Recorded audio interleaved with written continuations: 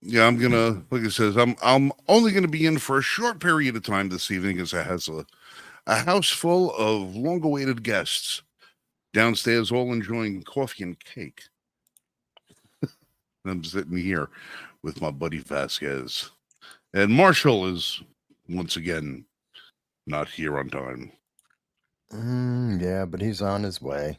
I know we're gonna have to set up a fucking punch clock. Seriously. All right, so I'm pretty sure Dal will be with us shortly. all right, no problem. We'll get him Momentarily. in. That'll be good. Well, it's 9 p.m. on a Friday. It's a rainy, cool evening here in Charlotte, North Carolina. Peter Soma, yo. Ladies and gentlemen, thank you for joining us once again on this week's edition of the Weekly Roundtable. I am one of your co-hosts, Frank Range Report Johnson, co-founder of the Liberty First Foundation and all-around gun nut.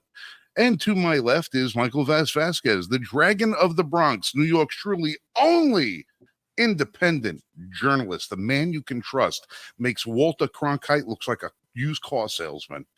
And Jan Rains is over here in the audience, and she's not participating in the show this evening. But you know who is participating in the show this evening? Our buddy Dal Grimm is back for another visit here to the Weekly Roundtable. Dal, how are you, sir? Doing well. Round what? 6? So. And Ding, it's okay ding. in the word round, because I have a round. bone to pick. Uh-oh. Just a quick bone to pick. Okay. What that might be. Winchester ammunition. Okay. What they do. Okay. Winchester ammunition. Now, I hope to God we don't get pulled off the air for what I'm about to show you. 50-50. Yeah, 50-50. Okay, Yeah. This is a cartridge, a 223 cartridge. That it was one included in a box of 20 that I received from the company Winchester, labeled under the Winchester White Box Target Round. We were at the range this past week filming a couple of videos, and the very first round that I put through my 5150 rifle, when the trigger was squeezed, it went, and that was it. Dud? Dud. Ejected the round. This round here landed on the floor, nose down. Now, you'll notice something peculiar about this round in the fact that there's a projectile still connected to the casing. Yeah. Right. Where'd it go? Well, you'll also notice that in the back of the casing, if I can get my camera to focus, which it probably isn't going to because I don't. There it is. The primer is spent. Hold on, my dog is doing something stupid. Jake, go inside. My dog's in here eating cat food. All right. This round, as it left the rifle, when the rifle was cycled manually and it hit the floor, this happened. Oh, wait a minute. Wait a minute. It's almost as if John Kennedy showed up and this is the magic bullet. What? The gunpowder escaped and the round was not dislodged. It just there was enough pressure built up in the case of this 223 round, which should be in and around 21,000 psi inside this round.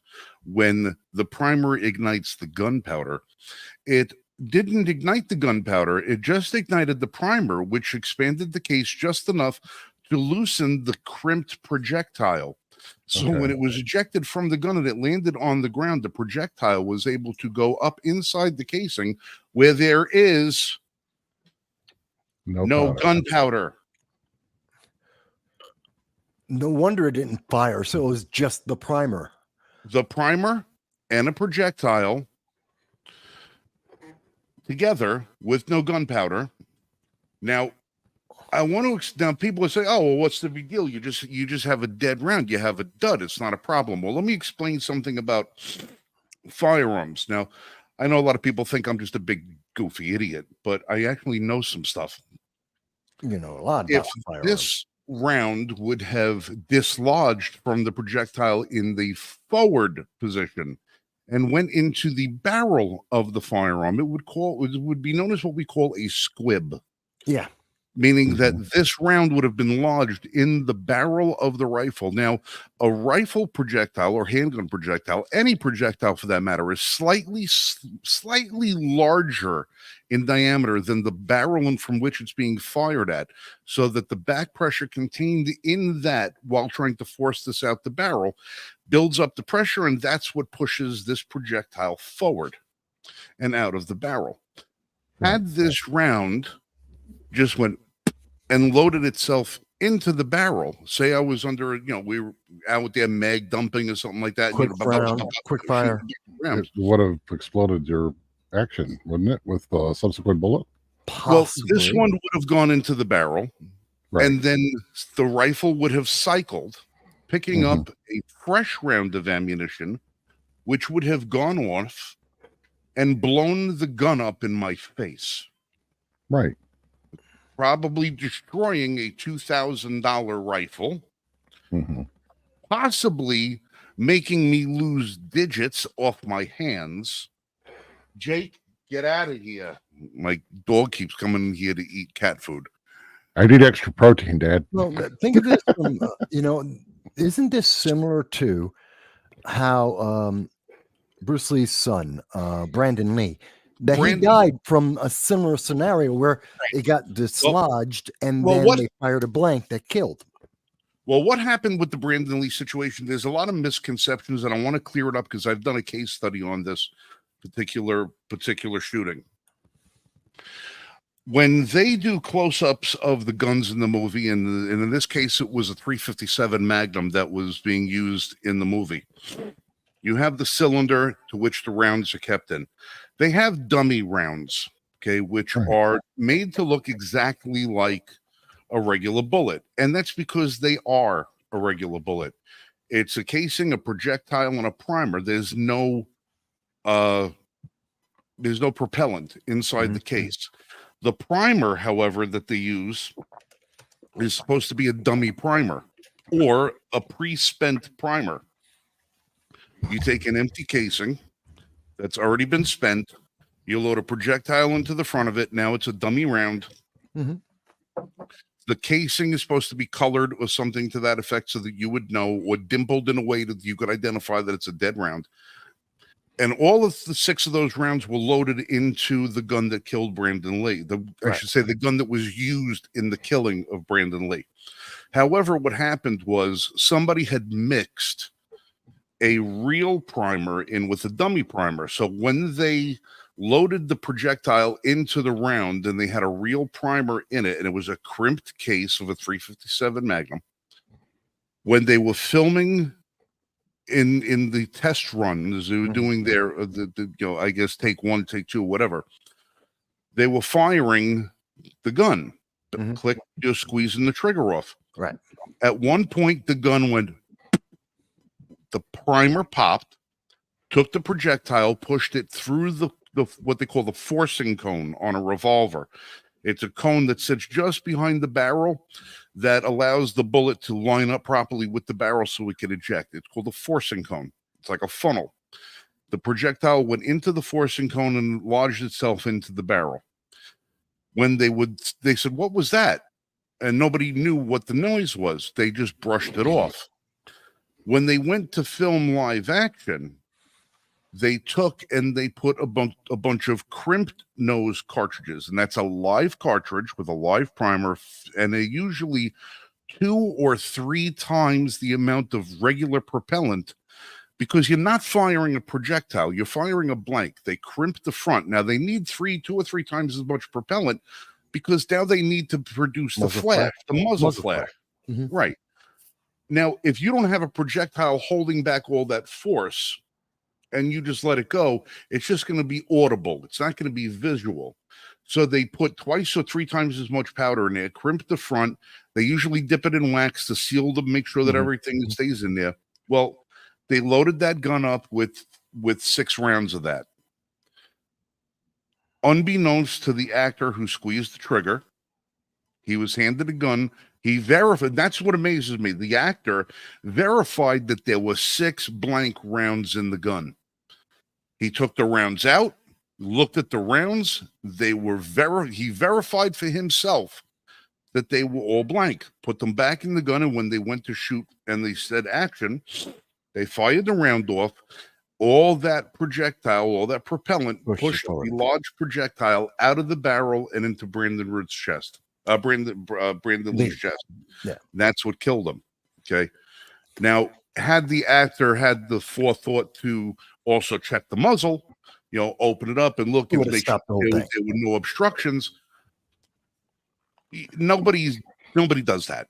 Nobody does. You figure he's an actor. He's not a gun professional. He was lucky enough that he even checked to see if they were blanks to begin with. He's better than the Baldwins. He actually checked what he was given, right, and did some due diligence at least.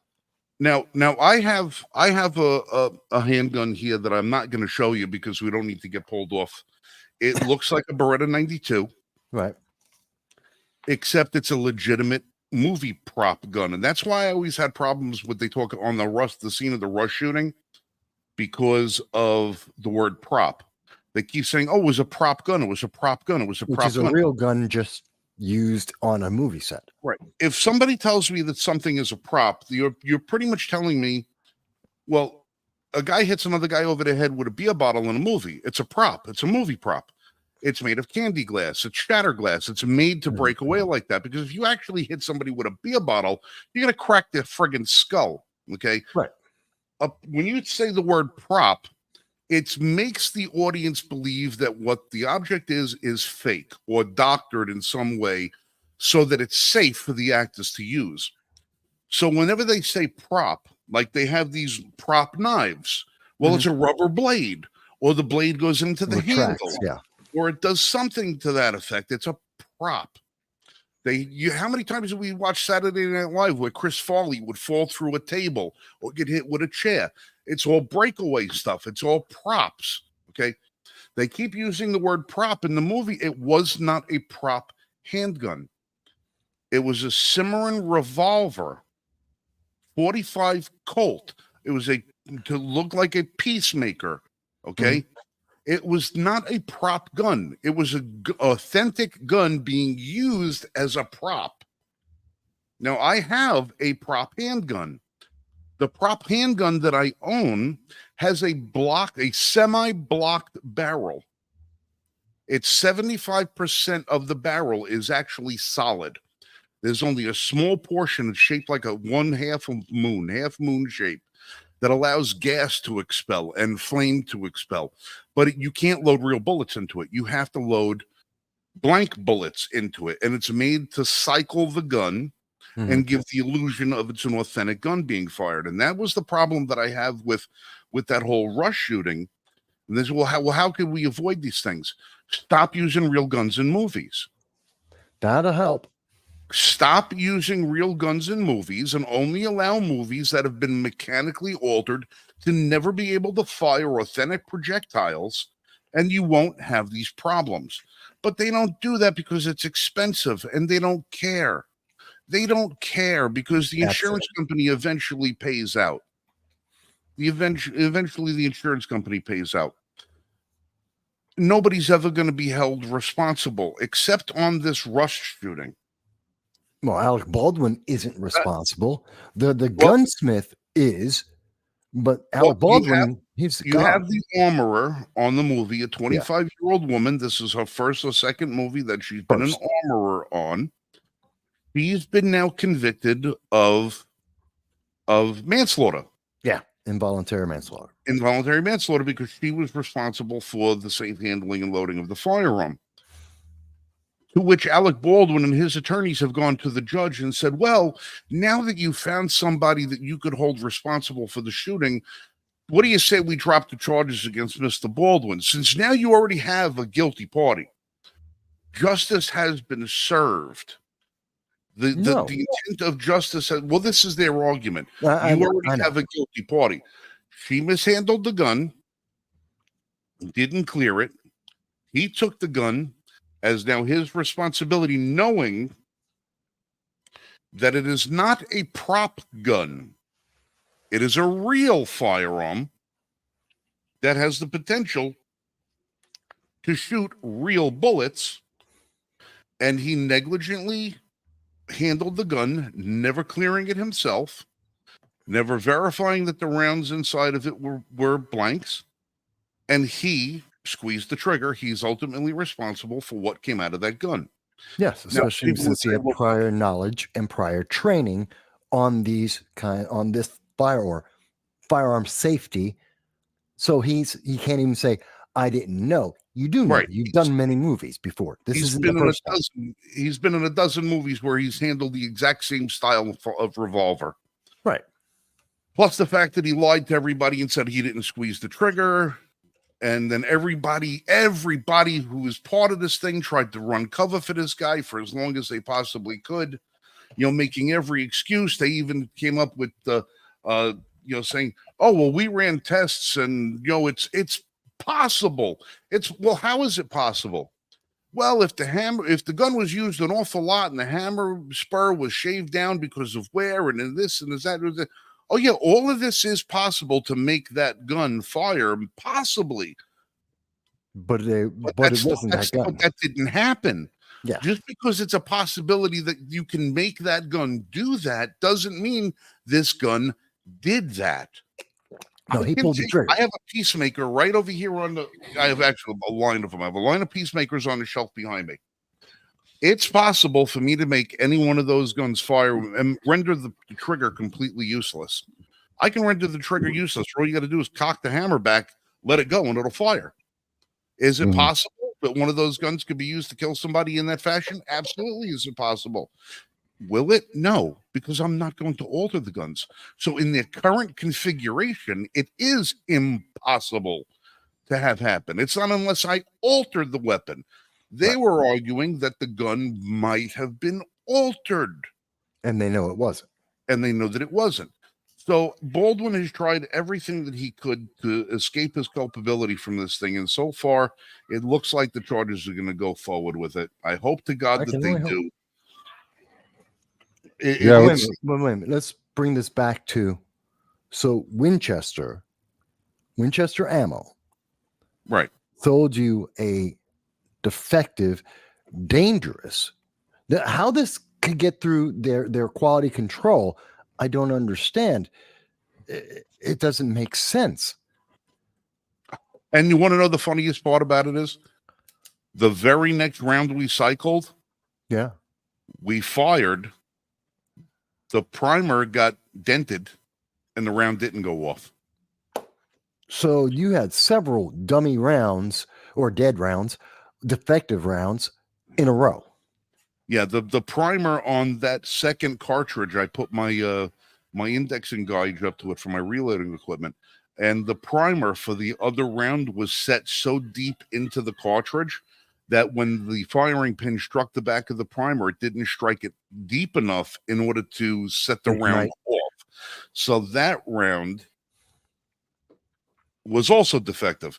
The rest of the box went through, but when you have one round out of 20 that has no gunpowder, one round out of 20 that can't be fired, and 18 that do go off, you kind of think to yourself, well, that's a 95% grade of passage, for the rounds that went through.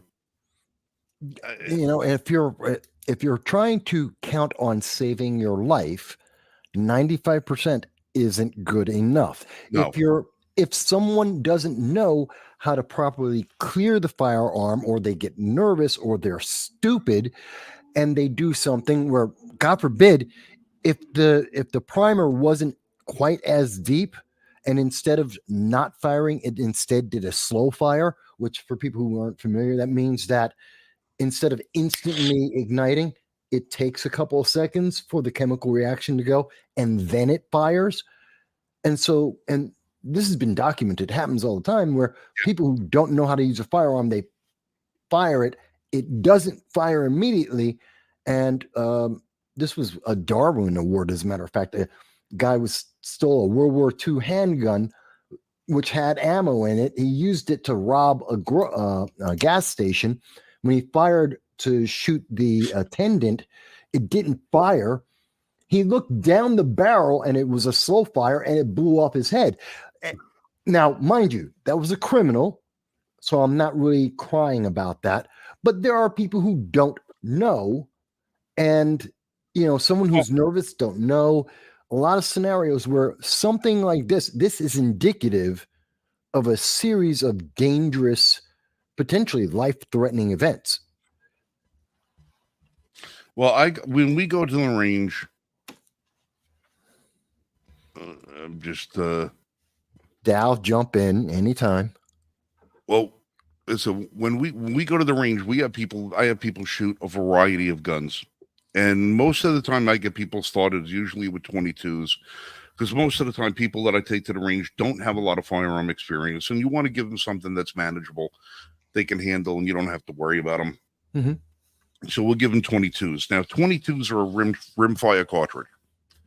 For those of you who don't know what a rimfire cartridge is versus a centerfire cartridge, a centerfire cartridge has that little round circle in the middle. It's called a primer. That's the source of ignition. Right. That is where your hammer hits. Your firing pin hits that.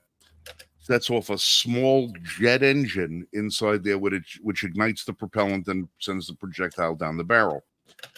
In 22 or rimfire ammunition, you have the rim of the round.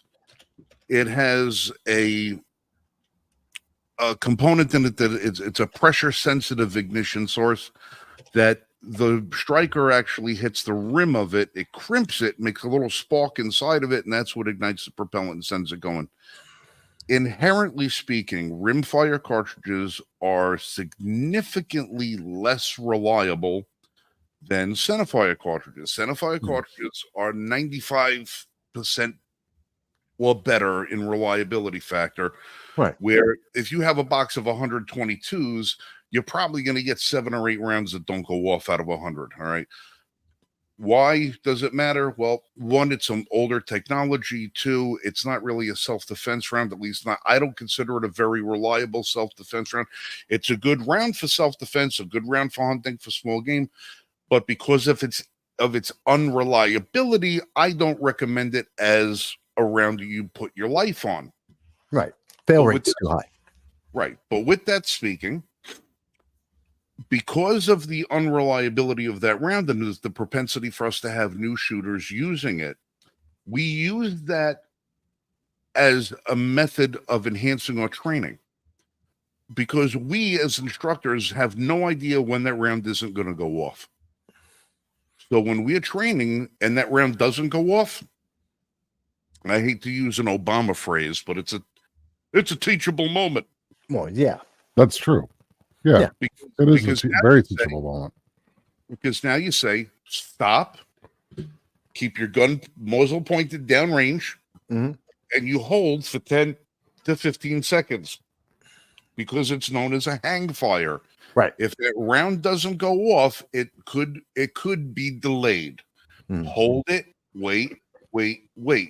When we are sure that a comfortable enough period of time, 10 to 15 seconds has passed, we'll drop the magazine out of the gun, clear the dead round out of it, we'll inspect the round to make sure what happened, and then go back through, reload, and commence firing. That hang fire is hang fire is one of the deadliest things that you could have happen, because when you have people that aren't experienced and they're bang, bang, bang, bang, bang, bang, bang, bang, and they don't know to stop when the round don't go off. When the round doesn't go off, most people think the gun just ran empty, and that they don't realize they still got more rounds in the gun. They just think that's it. Okay. And then they start waving it around, not knowing what the hell they're doing. No. And again, this is where the danger comes in. And I remember even in the Marines, and we're down in the firing range, which is the second part of Paris Island in training. And it is drilled into your mind, left and right. It is literally beaten into us about what the procedure is. If you have a hang fire, it is a very specific, very similar to what you described, how you are going to handle this to maintain safety. because I have seen on a firing range one idiot who thought he had a hang fire, and what happened when he broke protocol?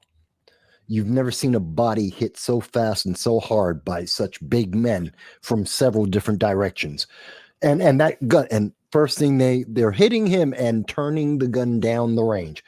Literally, he was pointing at us. Everyone's screaming, everyone's hitting the deck because, bullets kill. I don't care how tough a Marine you are. Bullets kill.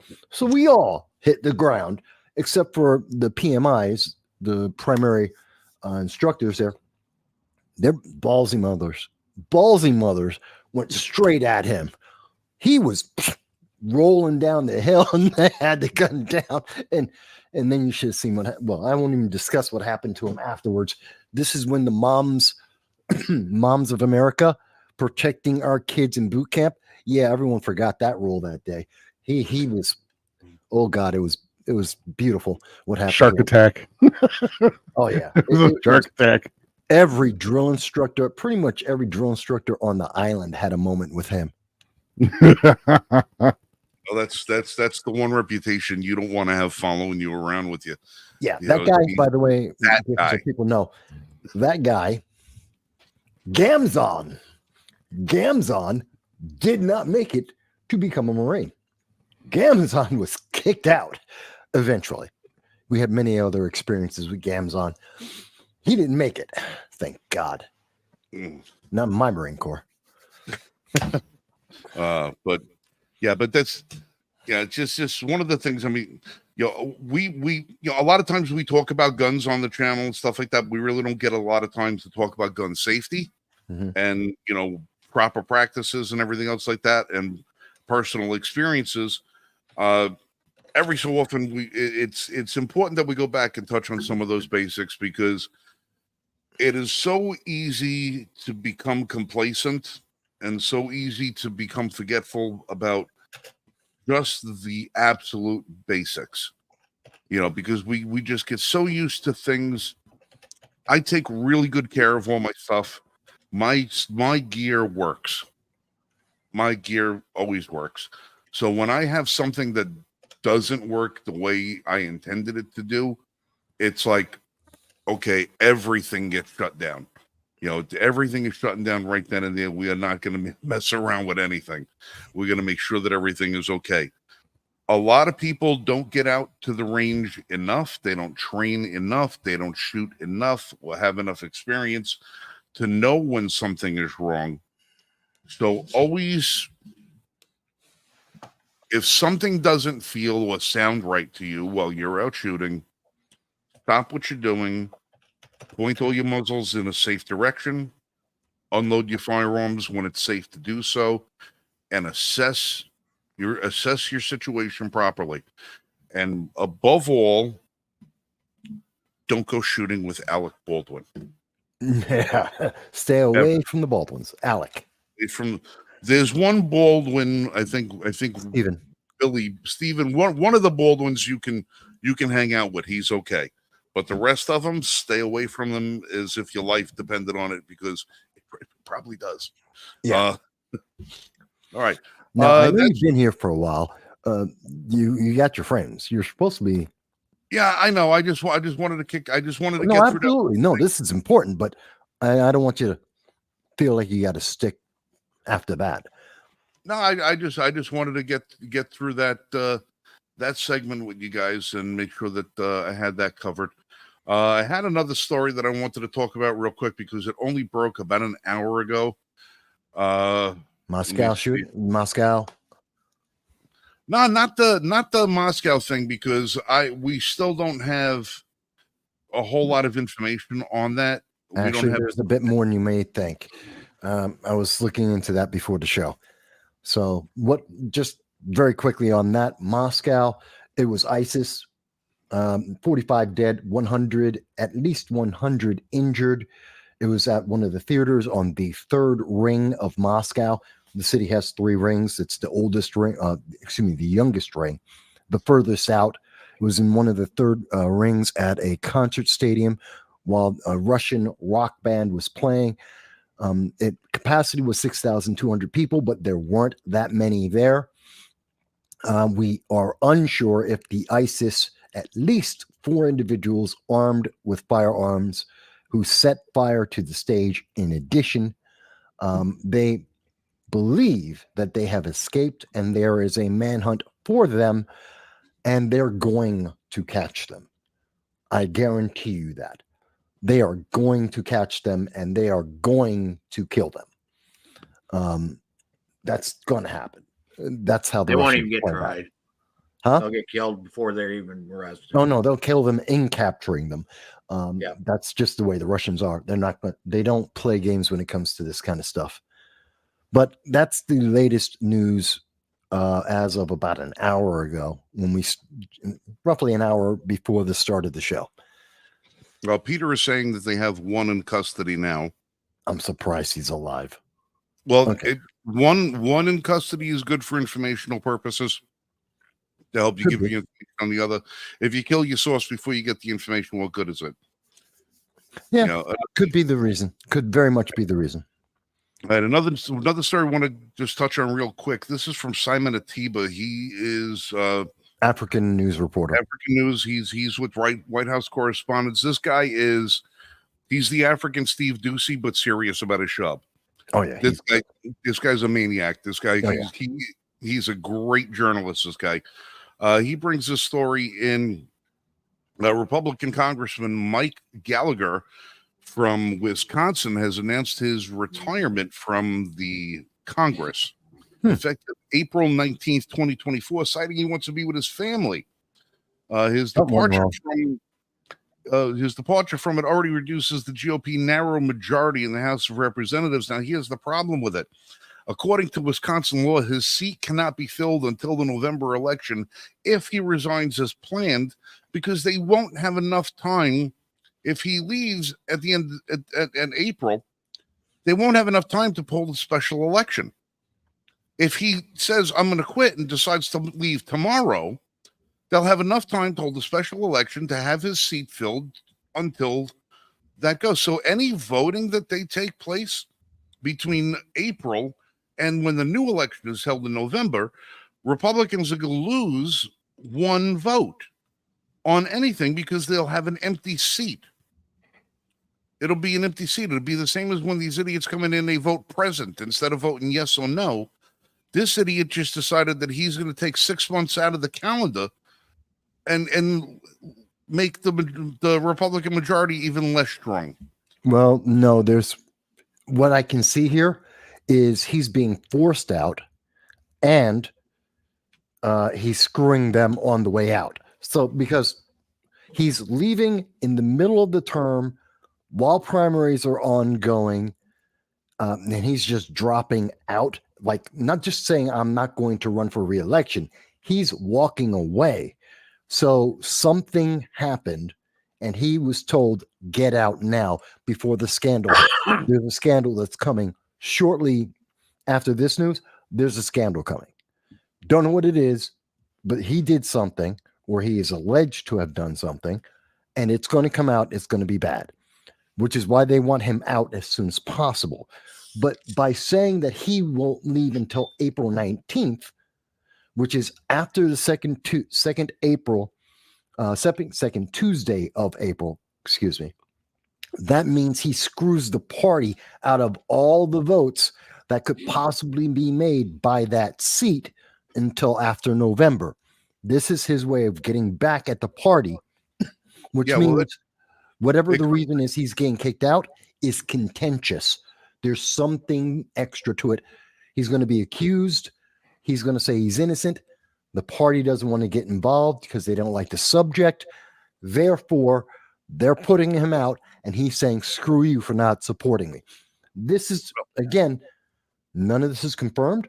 But just based on the information that Simon Atebe, the African reporter, is stating and what you have stated, this is the political outlook. I would imagine someone copy this, put it out there, and let's see how correct I am about that one. Well, it just annoys me because, like, from your perspective, you said, he's going to look to screw the Republican Party. The only problem with that is he's not screwing the Republican Party. He's screwing his constituents and the Republicans around the rest of the country who are relying on having those majorities in order to pass legislation that we want to have passed. We know it's not going to get signed into law, but as far as getting things on the agenda and getting things done so we can gauge the pulse of the people prior to the November elections, you're taking the wind out of the sails. You're throwing a nail in a coffin that shouldn't even be built. This is a disingenuous act by somebody who, as far as I'm concerned, that just shows a lack of character. Well, as I recall, and I believe I'm correct on this, Mike Gallagher is an establishment Republican. He's not a rhino, which would be Republican in name only. But he's on the other side of that. Instead of being more Democrat light, he's more establishment Republican. Think Mitch McConnell. That kind of maintain the power, keep the power as is. Well, in today's day and age, it's almost the same thing. Kind of close, yes. But they're closer. They're closer to to each other than they are the libertarians or conservatives. Yes, and I agree with that, but I just want to make sure I get the distinction correct as people think about this. And now you can understand again, why is there such a contention here? Because the establishment needs to protect itself, especially as we see what's happening with Mike Johnson right now and MTG, Marjorie Taylor Greene. The conservative faction of the Republican Party right now is pissed off at Mike Johnson because of the bill he passed. $1.2 trillion spending, and that's all. So it's all these things coming together at once. But yeah, I think there's a scandal that's about to hit, an accusation that's going to be made. It's going to be ugly. The GOP's ducking their head down to avoid it. The establishment is, and he's pissed off about that. They're trying to make him irrelevant. So no matter what comes out, it doesn't matter. Well, it's too late for that. I mean, maybe for the average American. Yes, I follow politics. This is a big deal to me.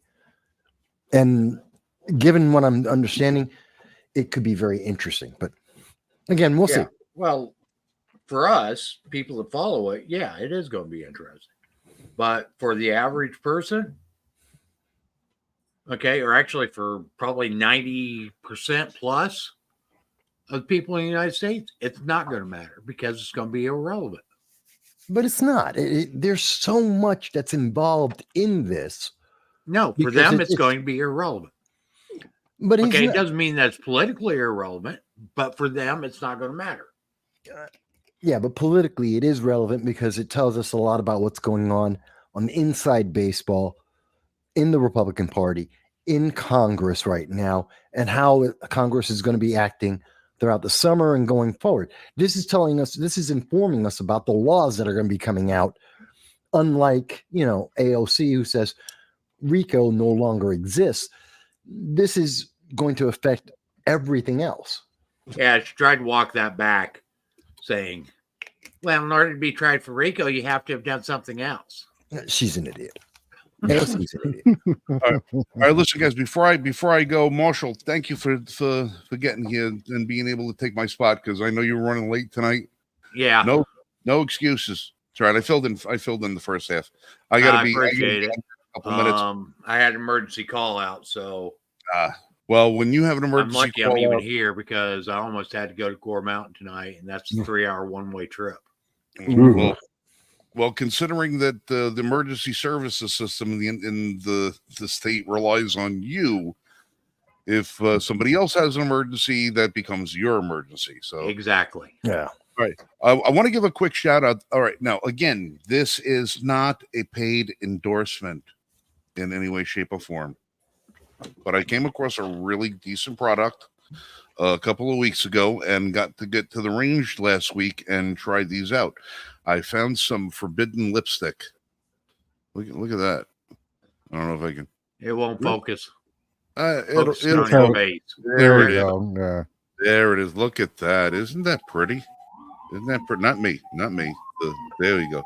This is what we call forbidden lipstick. This is a polymer coated 9mm round, 124 grain in virgin use brass with properly set primers. This is from a company that I found here in North Carolina called Mills Ammunition. Mills Ammunition. All right. I love it. I love it. Isn't that a sexy looking box? Isn't Yeah. that great? All right. This is a veteran owned and operated company that's located here in North Carolina. They've been in business since 2020. When I met these folks at a gun show in Concord, North Carolina, a few weeks ago, they were extolling the virtues of their ammunition. And naturally, as a conscientious consumer of all things lead and brass, I had to get a couple of boxes and try these things out for myself and find out whether or not they lived up to the hype. Now, the hype of these things is, one, the polymer coating helps reduce wear on your barrel rather than running full lead or full copper jackets. I didn't fire enough of them to determine if that was true, but the one thing I could determine after that was the fact that there was no lead fouling in my barrels after firing a bunch of these rounds through them. So they definitely helped the gun do something that was point two, kept them clean, burns extremely clean, kept my barrels nice and clean, free of lead fouling, and most amazing, a 5 to 7% increase in velocity over standard ammunition. Really? With a 20% reduction in muzzle volume. These things shoot very silently. I mean, not silently, but very, very quiet. About 10 to 15, and in some cases, if I was using a gun that has a muzzle brake on it, 20% more quiet. How do I know? Because I not only ran these through my chronometer, I also ran, yes, I have a decibel meter. Yeah. It's a decibel meter. How many people own a decibel meter? Not a lot. I'm one of them. And this is what I test it with. And this stuff, it was so cool because I was able to shoot these outdoors and have I have the headphones that have the the sound sensitive hearing phones. Those ones. I can't stand having to regulate them because when I go from handgun to rifle, the report is louder or lower. When I didn't have to adjust at all. I kept it on the lowest setting, which allowed me to speak normally with everybody who was around with me. And when I was firing this ammunition, the muzzling device on those headphones didn't even really have to engage. That's how low these was, and we were shooting these unsuppressed, and they moved at a faster velocity, quieter, kept my gun clean, just amazing stuff. Now, this stuff is not cheap. It's probably 25 to 30% more expensive, but considering that you're not spending 2 hours cleaning your guns when you get home, it's good stuff. So if you guys want to give them a shout out, give them a look, or get on their mailing list for anything else like that, it's Mills Ammunition, MILLS ammunition.com, and let them know that Frank from the Range Report sent you over there. And who knows, maybe they'll send you a sticker if you buy some. But really, really, really good stuff. I became a fan of them. And not only do they have target rounds, they also have self-defense rounds too. They make 389mm 45, and they're going to be expanding the line to other calibers as well. Really good stuff. So check them out. And I'm out of here. All right.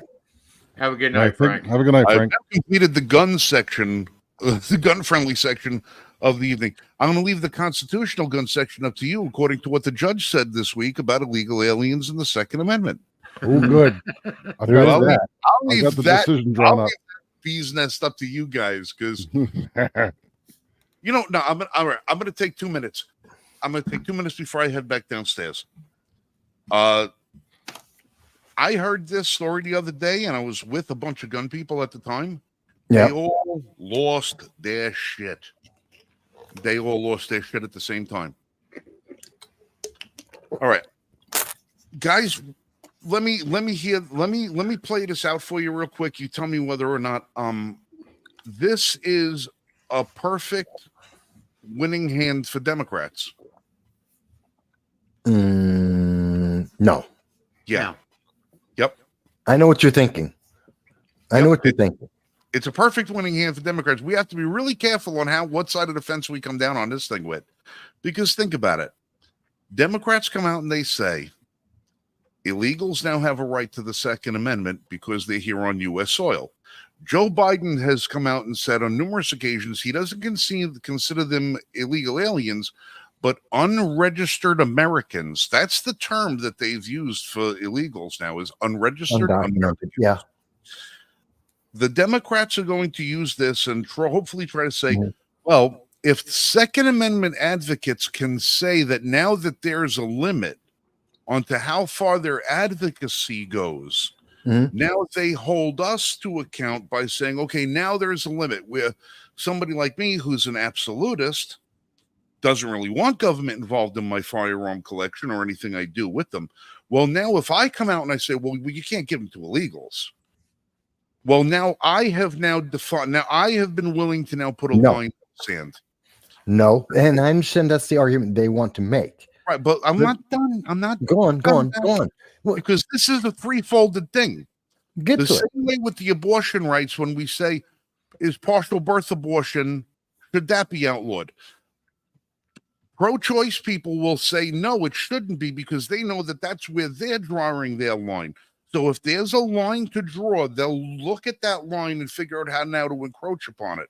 So if they get us to try and support that everyone who's in this country has the right to a firearm, they can now turn around and say, well, if you're going to extend them that right, and I don't, shouldn't we also extend to them the right to vote?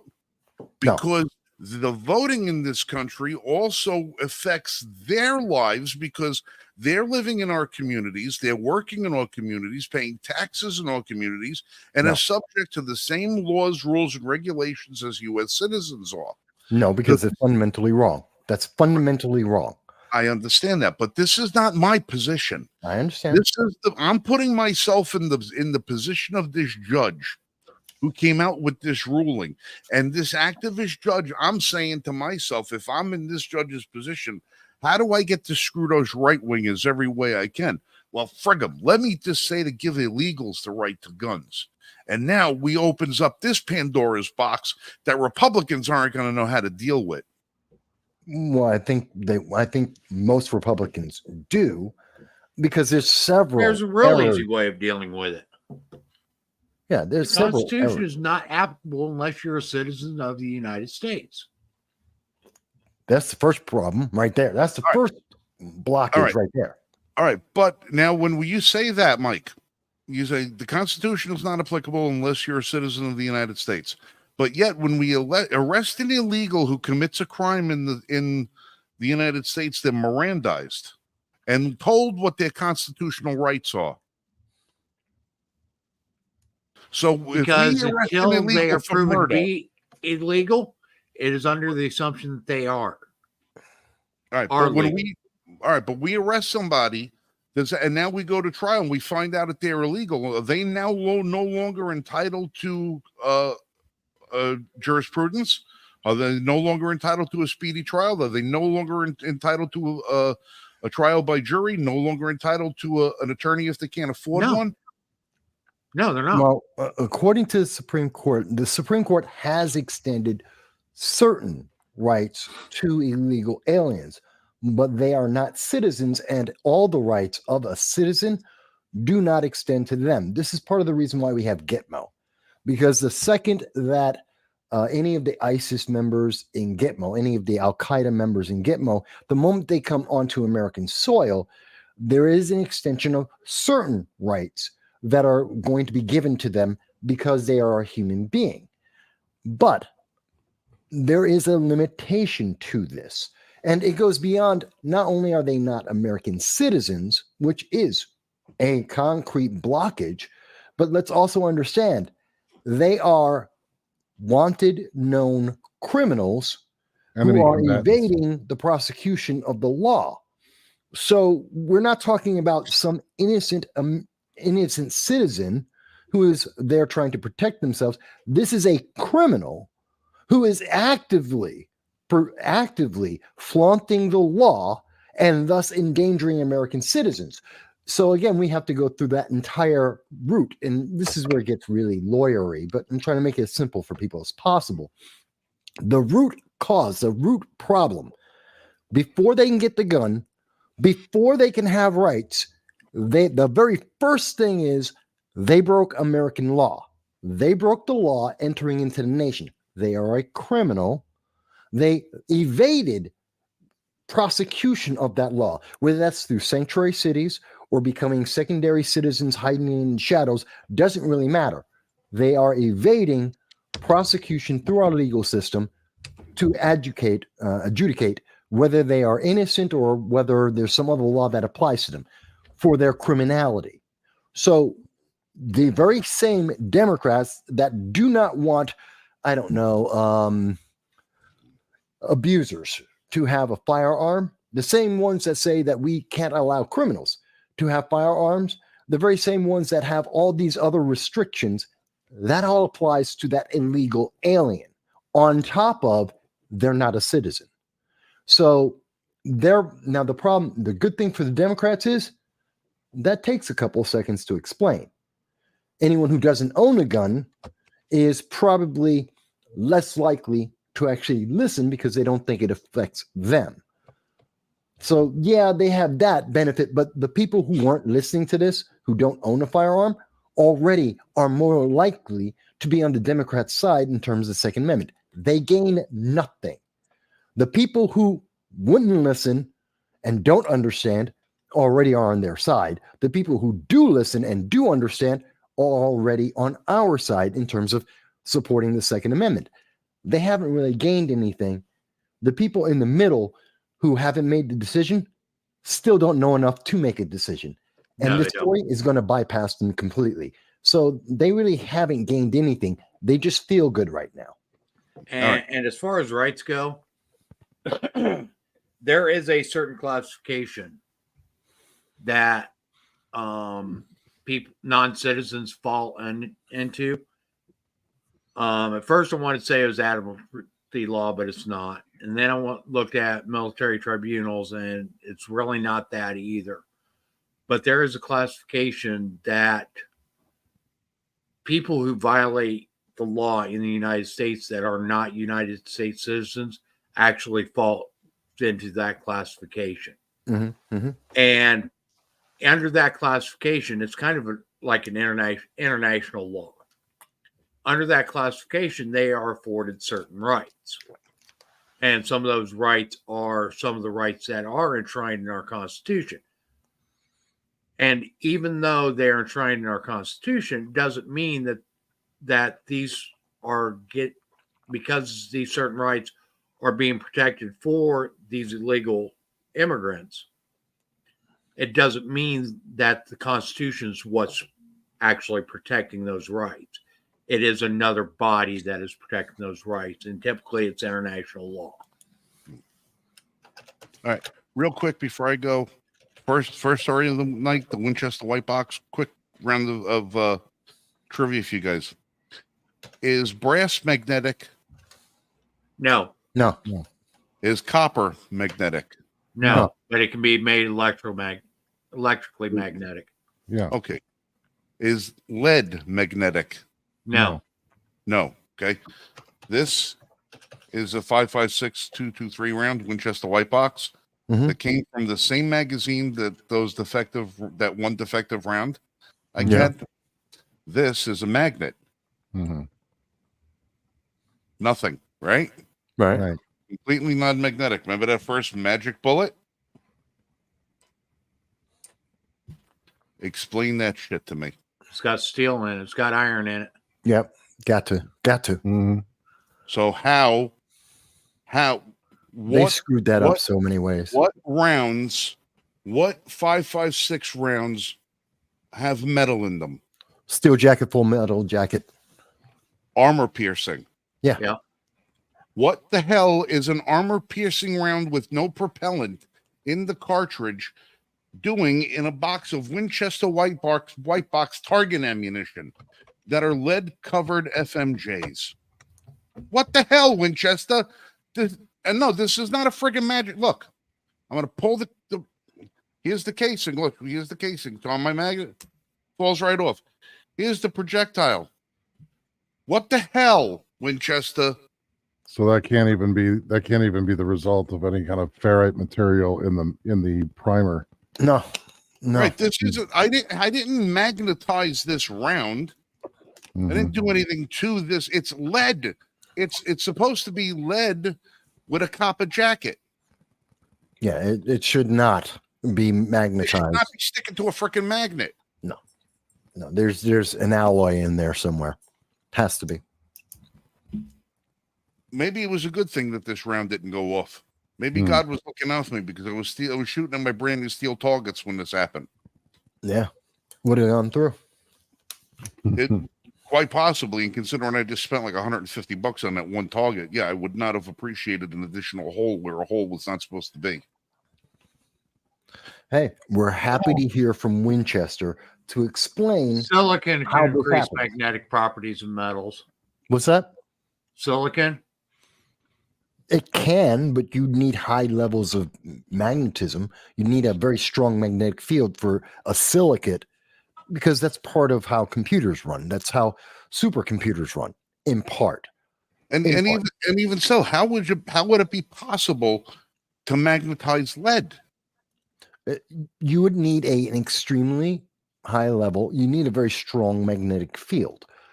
That what you have is not that. It is any metal theoretically could become magnetized. Now, it is the strength of the magnetic field you have to put it into, which you don't have, Frank. You don't have the equipment for that. If you're going to say that this, well, I'm not handling it, I'm pointing at it. If you're going to say that the 5150 Apex Evolve rifle has the ability to convert standard. No, I'm not. Hey, listen, I'm trying to help this people out here. Okay. If you're going to tell me that this rifle has the ability to convert a lead core bullet into an armor-piercing steel round for the price of what you're paying for that, then my God, we could put the whole steel core bullet industry out of business. Everybody could have armor-piercing rounds if they just use that rifle. 5150 really likes you. 5150, they have stumbled onto what we would have called the Sorcerer's Stone. Yeah. Do you know what the Sorcerer's Stone was? What, the Philosopher's Stone, you mean? Philosopher's Stone, yeah. Yes, Yeah. of course. Nicholas Flamel. That's the firearm equivalent. Good night, guys. Be safe, shoot straight. Everybody in the audience, thank you for joining us tonight, and hopefully I was a little entertaining tonight because I drive these guys friggin' nuts. So good night. Love you guys. Love you too, Frank. Take care. Have a good one, Frank. Yes, he does drive us nuts, but we love him for it. In a good way. And he's well informed. God knows. For anyone who's actually questioning, please remember, he is a licensed firearm instructor. If it comes to firearms, Frank knows it. Yeah. Period. He's a licensed instructor. He was licensed in New York State. So, and before he moved, he was licensed in New York State. Tells you how hard it is. One of the hardest states to do anything with firearms, and he was licensed. So he is, when he goes into the firearms, no joke, he knows what he's talking about. Yeah. So we were talking a little bit about that.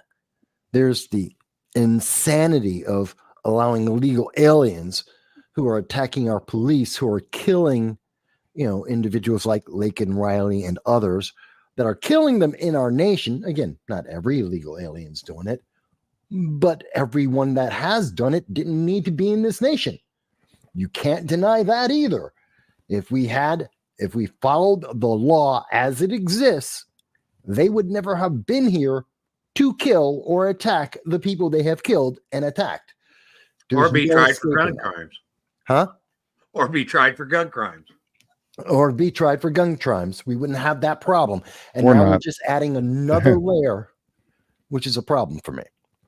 See, And I had a thought about this, and I've been arguing about this all week with this ruling. Now, the main part of this decision circulates around unalienable rights and how they extend to foreign nationals, nonviolent foreign nationals. So, if you look at this strictly from the idea that foreign nationals have the same unalienable rights that are possessed by American citizens at the start of the nation. We were all foreign nationals at one point. Those unalienable rights come before the Constitution, right? let me ask you Well, this not quite. question real quick before you go any further.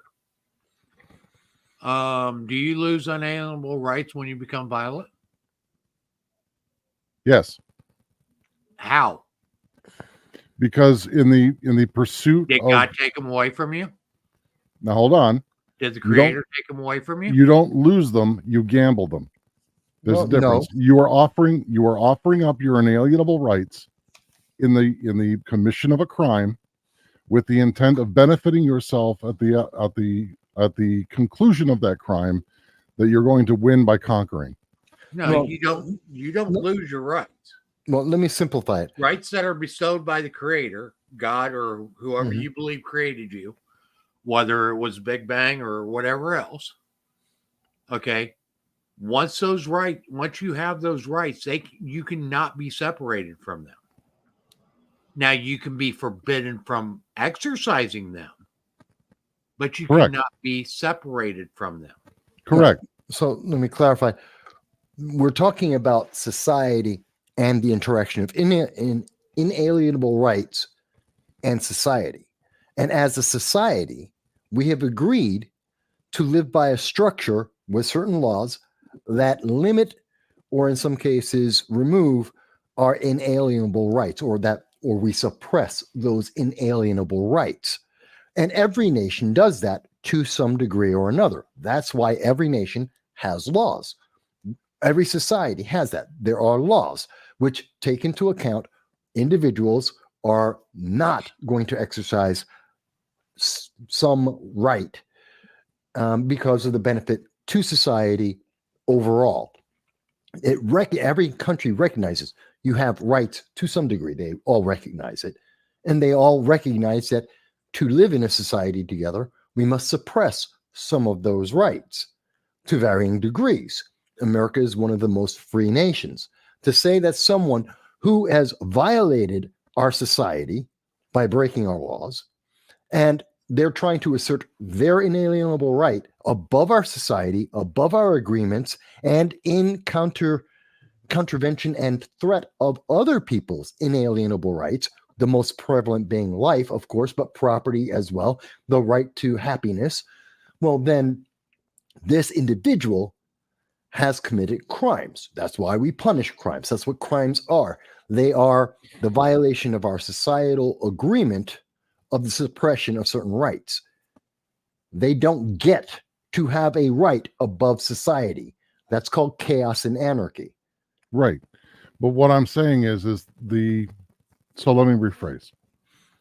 The exercise of your unalienable rights can be suppressed, but in this particular ruling, because he was considered nonviolent, they were not ruling on his legality as a foreign national in the country.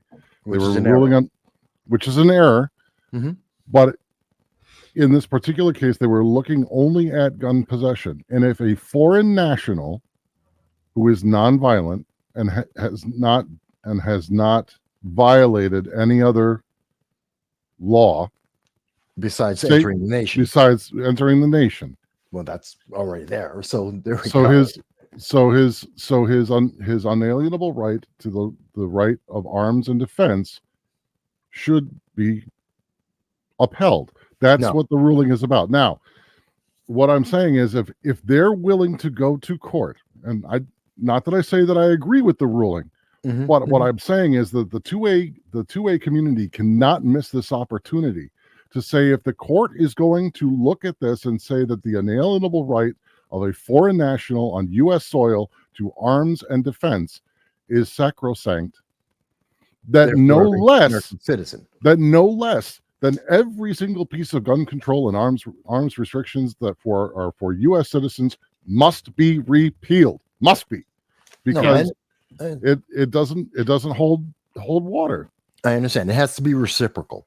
If it's true for an illegal alien who, by definition, has already violated our laws and our society, therefore it has to absolutely be true for individual American citizens. And here's the discussion that a lot of people don't look at when they're talking about illegal aliens.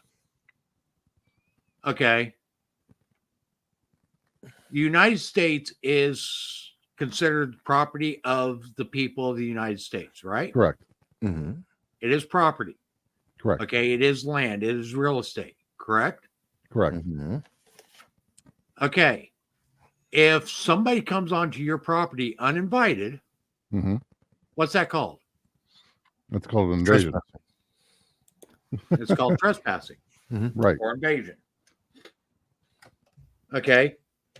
Why is it any different with these people coming across uninvited without permission? It shouldn't be. And every one of them everyone that's armed should be treated as enemy combatants. That so many people are missing in this. Right. Okay. And to take it even further, did you hear about the Venezuelan who on his podcast, where he has hundreds of thousands, if not over 1 million squatters? Yeah, the squatter rights. Yeah. The squatter. You're talking about the squatting? Yeah. Right. Yeah, and he's encouraging all of his gang friends to come up here and like start taking properties, seizing properties. Yeah. No, it's an invasion. Insurrectionist. But then my argument then to that is, all right, well, if this is definitely an invasion, then everybody that's crossing that open southern border is an enemy combatant. Why are we as American citizens being restricted in the use of lethal force to protect our property? And I mean that as a country as a whole. No, I understand. When they rolled through Texas this last week, they broke through the barriers. The National Guard were not carrying long guns. They assaulted our military members, and our military members were not authorized to carry long guns. Right. There was no forcing them across without using some sort of lethal force, and they were not allowed to use it. So we have a government that's aiding and abetting the invasion of our country, and they're telling the rest of us to either be disarmed or stand down, and that's incorrect. So what I say is they should be taking this ruling where they're trying to uphold natural rights and extend protections from the Constitution to non-citizens, and they should be, in fact, repealing every single bit of gun control and arms restrictions for U.S. citizens, because you cannot have one without the other. Otherwise, what you are saying, and this is the trap that the Democrats can fall into when they argue this, if they are saying that natural rights then don't exist, then this case law is garbage, one, and two, that means that the U.S. Constitution itself has been divested of its protections for unalienable rights and does not exist. That will be their argument. Yeah, well, remember, you're talking about individuals that would like to destroy the Constitution. They have already said they want to remove this Constitution and replace it with UN human rights, that they want to actively destroy our legal system and our foundation to replace it because they believe they have a better system. Correct. So, yes, they would like to break it. They would like to break this on any basis that they can think of that would be effective. Well, what that would mean for the regular American people is that finally it would all be out in the open, and you knew where you as an individual stood in relation to your government. You understood that you're no longer being governed. You're being ruled, subjugated, and enslaved by the people that have put themselves above you as your betters, and you helped vote them there. So now you have a choice to make. You either choose to try and get rid of them, hold them to account, and save your country, or you accept the rule and then you just become, a debt slave. That's one way. I want to actually. Yeah. I agree wholeheartedly with you, Dal. I do want to talk a little bit about what Jan is saying here. Okay, like the woman arrested for changing locks because squatters in her home, or the woman who was killed and put in a duffel bag by squatters. Okay, first off, I think anything that is protecting quote unquote squatters' rights is a violation of individual property rights. Yes, by definition. First and foremost. And that in and of itself should be, those laws should be all null and void, plain and simple, because they are in violation of the Constitution. And they are in violation of probably the majority of the constitutions, if not all the state constitutions, and probably a majority of the county charters in the United States, and a good probability of many of the city and town charters as well. I think the only place that squatters' rights would have any kind of application would be in case of property falling into commons. So the family that owned it, the individuals that owned that property, if for some reason they died out or there was no there was no active use of that property to the point where it was just and it's left no fallow. longer protected by property rights at that point, right? And then because there is somebody no owner. and then somebody moves onto that property, and they pay, either they pay for whatever fees would make it lawful property, or they put in sweat equity for X number of years with receipts. Then you might have a case for an argument. Well, But as it stands, no. See, but that wouldn't be against an individual and their individual rights. That would be against the government and its licensing and its fees and its structure. Yes, That's a very different argument. property. Right. So you're not looking at a Fourth Amendment violation there. My rights as property being violated. It's what the government procedure is maybe being violated. They didn't get the deed, they didn't get the title, they didn't go through that, they didn't pay the taxes on it. That's a very different thing because no individual owns it. When you have a squatter, you are literally, it is the government imposing itself, interjecting itself into your property and assigning rights and value to a criminal because they have broken into your property. They're misusing your property. They're abusing your rights and your property. The government is assigning a value and a priority, a hierarchy to that individual for some arbitrary reason created by the government itself on your rights. The woman who was squatting, she changed the locks on the door. Yeah, the owner changed the locks on the door after the squatters were evicted. These people broke in using her property illegally. She changed the lock on the door of her property. And they said, well, we have to arrest you because these criminals violating your rights are higher priority than you. That is a big deal. That tells us how fundamentally flawed our system has become because of the progressive ideology that some group that they arbitrarily have ranked is higher than homeowners, higher than the Fourth Amendment. There is a higher priority to them, and that goes against the individual, the American, the Fourth Amendment. And I cannot agree with that. But look at the nature of the society we have built. Look at the people who are being trained in our colleges who don't believe they're trained to be progressive, to be socialist, to want UN regulations, not innate law and rights. Right. No, I think the reason that the police are coming down on the side of the squatters in these many cases is because most of the police officers that would have upheld those natural rights of citizens are now communists. Well, no, I think police aren't there to educate or adjudicate or qualify this is a good law, this is a bad law. There are unlawful laws. That is true. Just like in the military, there are unlawful orders, which can always be rejected because they can be instantly and immediately identified and thrown out. But other than something that is absolutely an unlawful order, something that would cause harm without reason or without reasonable cause and effect, we're talking about the gray area, the rest of the legal system. Police aren't there to decide that. That's what we have lawyers for. That's why we have courts. And I don't want police picking and choosing which law they're going to enforce tomorrow. Other than this is blatantly, absolutely unconstitutional, unlawful, this is criminal. Okay, fine. Such as red flag laws.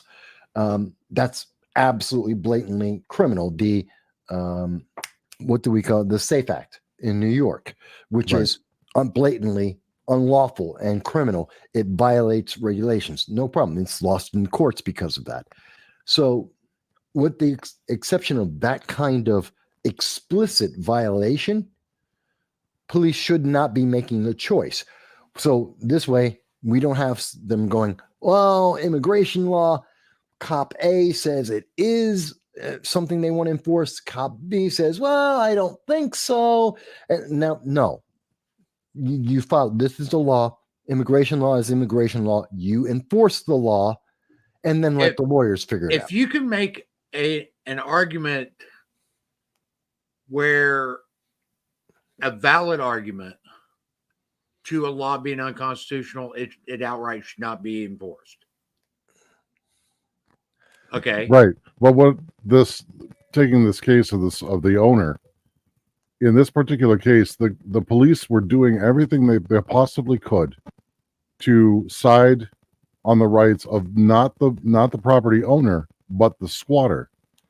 If they told the owner, well, you got to have to deal with that in court. That should have been what they said to the squatters.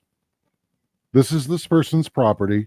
If you want access to this property, the law is that it's for the property owner, not for the squatter. You need to settle this in court. But Bring your that's not documentation. That's Bring your happening. documentation, and then fight it out in the courts. I understand that's what you would prefer, Dal. But remember, they're working off of both the training and the status quo of the legal system. And the status quo is, it's very much like if you have a property and your name is on the lease or deed and a woman's name is on the lease and deed everywhere in the United States, if that woman calls the police, the man is going to be told to leave. Even if the woman isn't on the lease, 90% of the time, the man is going to be told to exit that property because of the nature of how the laws are executed. And when it goes to court, it may be found to be the exact reverse and that it was incorrect. The police will not be punished. If the police instead actually follow the law and say, well, the woman has to leave because this is the law, they will be punished for it, especially by the legal system, by many DAs across this country, because they are not following the precedent of law. And so, again, it gets complicated to an extent. I mean, the more you follow it, the less complicated it is. It's complicated only the first time you hear about it. But so I understand what you're saying.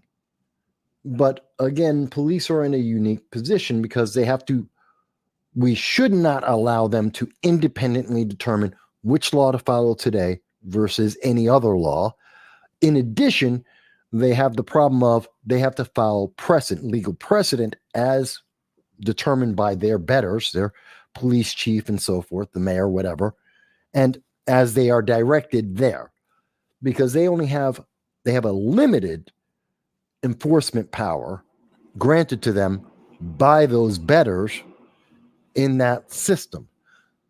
So it's a catch-22 for the police. This is why police are pissed off. Well, we They get also pissed have to on by realize everybody. something, okay? Unlike the sheriff's department, okay,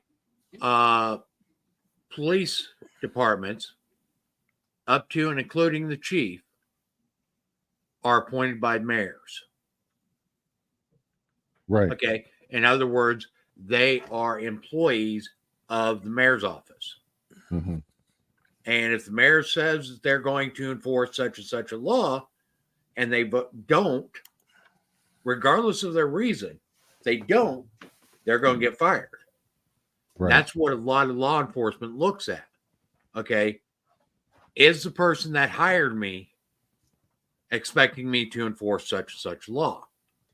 And if that answer is yes, in order to keep their job, then they will. Often. It shouldn't be that way, but that's the way it is. And to a certain extent, this even applies to sheriff's departments, because if you have a sheriff in that position that says you will enforce these laws, regardless of whether they're constitutional or not, then you're going to enforce those laws. Otherwise, you're going to be out of a job. Correct. And the remedy for that would be to elect a new sheriff or elect a new mayor. And then I understand. Right. But by the same token, if the law is if the law that's being enforced is unlawful, then it's up to the people to try and correct it by voting.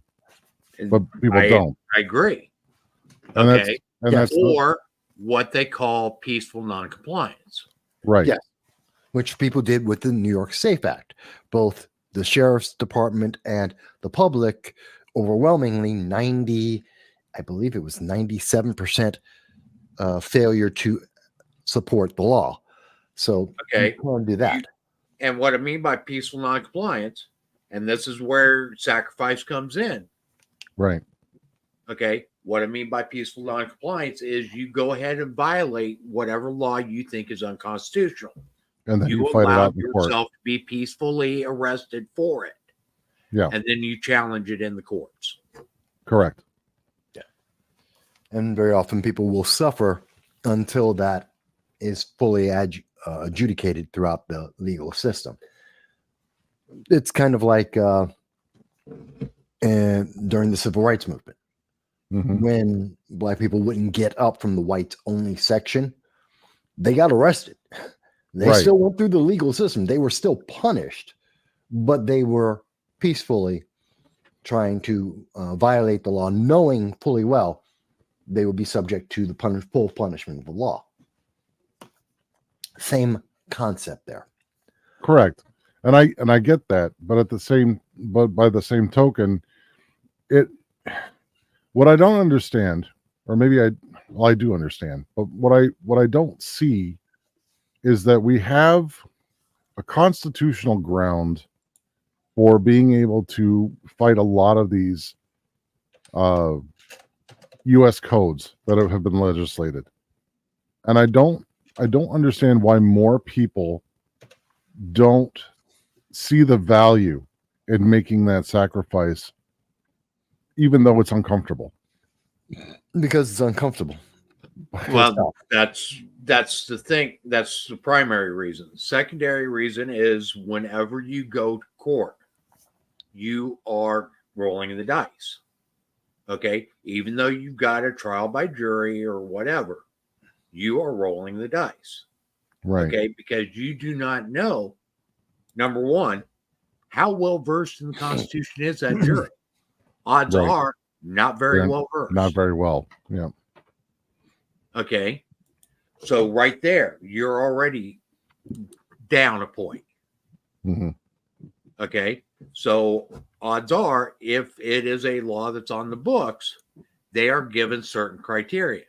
Also, they are not told that they can actually choose to rule a law as not being binding as a juror. Right. That is what is called nullification of jury or jury nullification. Okay. If you believe as a juror that a law is unconstitutional or unjust, Your right as a juror is to vote for an acquittal on those grounds. Okay. People don't know that. Okay. Right. Because the instructions never tell them that. They The instructions actively are refuse. if the evidence proves this point, this point, this point, this point, you must find guilty.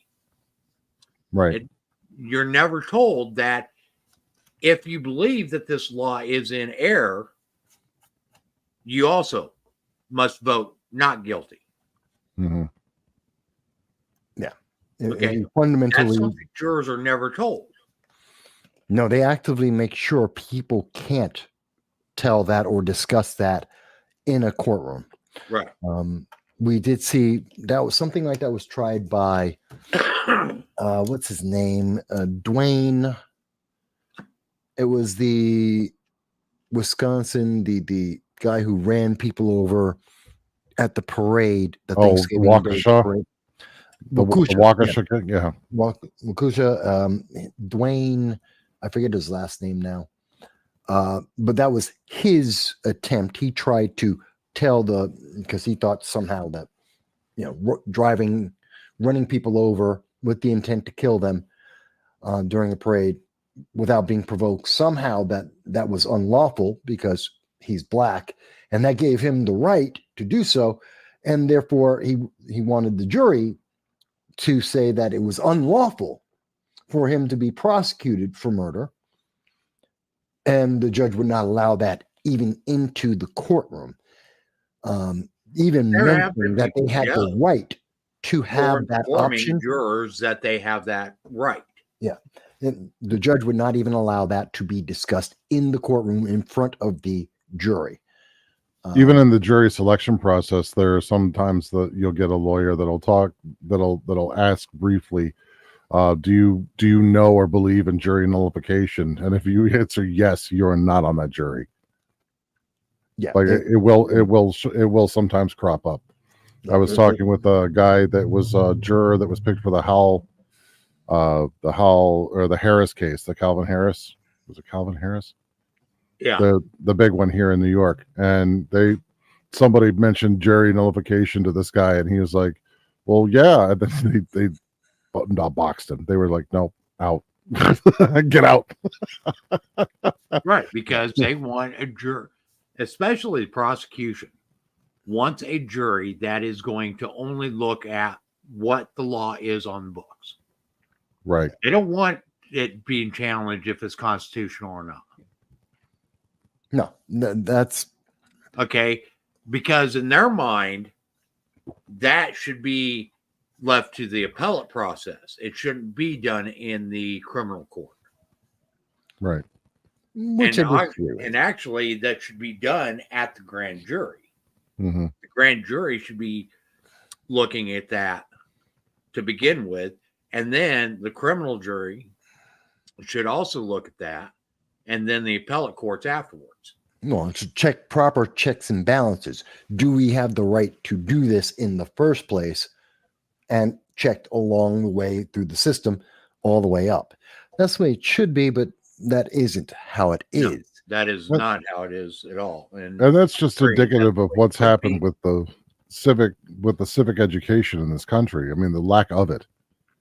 I mean, if you properly honestly, jury nullification or juror rights hasn't been taught in multiple generations.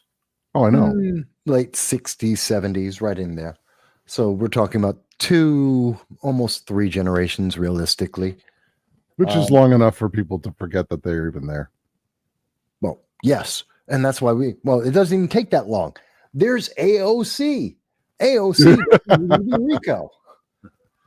That's what? Not even I mean, she just came up with that. I guess now. Trump can't be charged for RICO in Georgia. Well, that is a consequence that she doesn't realize, and which is why she's now trying to backtrack and go, no. I meant it's okay. RICO exists for Republicans, especially if they're running for the presidency. Orange man bad, but it's not real if you're going after Democrats and especially progressives. Then it's not real because we have to have two tiers of justice. I mean, come on. It's about as obvious and basic as it could possibly be. It is insulting that she has done this. Who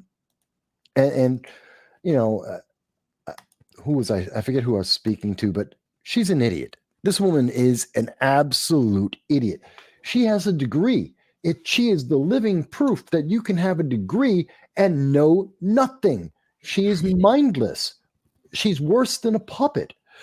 I wonder if she rolled her she R's is when she literally says a RICO. puppet. No, she's worse than a puppet. And the group that got her elected is proud that she is their puppet. Puppets would only say what you tell them to say. What she says is God only knows, because she says things independently before someone has a chance to vet it. Like having a train go from California to Hawaii. What brilliance. Oh my God. Why has no one ever thought of doing that before? You idiot. What an imbecile. So she's an AI run ventriloquist dummy. She's incredible. And even the poor AI algorithm,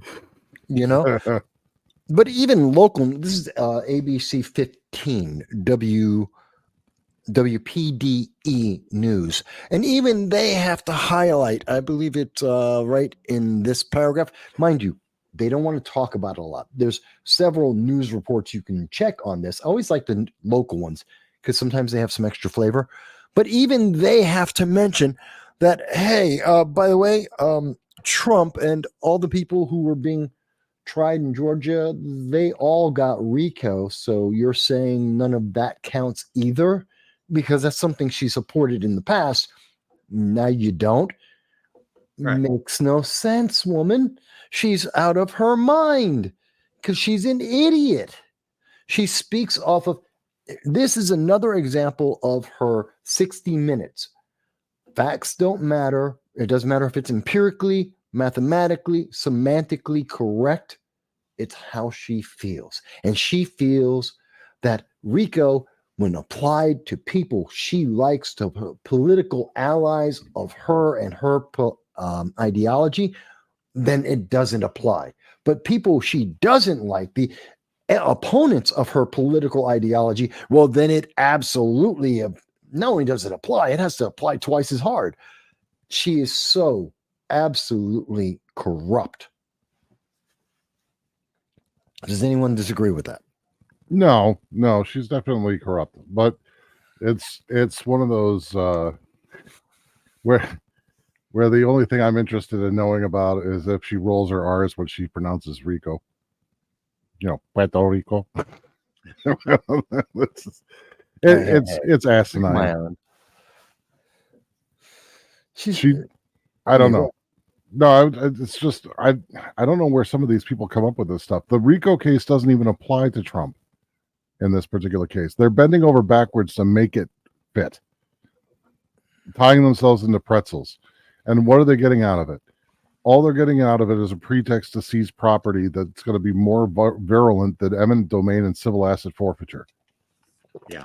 Their point, the only thing this is about is poison Republicans and President Trump and anyone who's MAGA or anyone who wants to make America great, to characterize them as the enemy, to try and demotivate them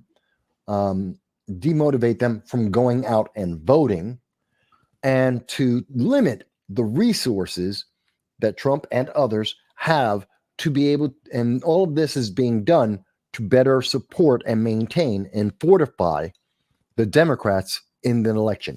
That's all this is. This is about maintaining power.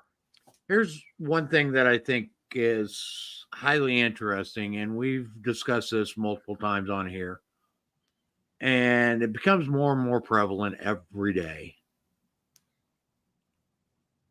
But people are still, especially people on the left side, are increasingly blind to this. they call us authoritarian, fascist, et cetera, et cetera, et cetera. Mhm. But yet they're the only ones that are using the tactics that are commonly used by authoritarians and fascists.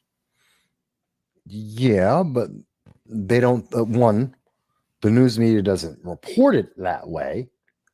Two, and I've talked to several people. I've talked to people like in Antifa, Progressive Leaders of Tomorrow, the Working Families Party, Indivisible New York. I've talked to several of them. These are all far left organizations here in New York State. And I've talked to them several times about this, and they believe that it's okay because they're using these tactics to fight against the bad guys. And they truly believe that once all the bad guys are stopped, they won't have to use those tactics anymore. They Nazis literally said the same believe, thing. huh? The Nazis said the same thing. Everyone Mussolini said the same thing. I know all the dictators, everyone who is historically been very obviously the bad guy, they've all said that. Every villain, we all know this is basic. Every villain sees themselves as a hero every time. That's why they do what they do. They don't think they're being evil. There are very few people who run around the world and believe they're evil. You know who they are? Serial killers. And they know it. Why? Because they're crazy and they know it. With that exception, all the other bad guys are doing things because they don't think they're doing the bad thing. But the left is. They think that autonomous zones are good.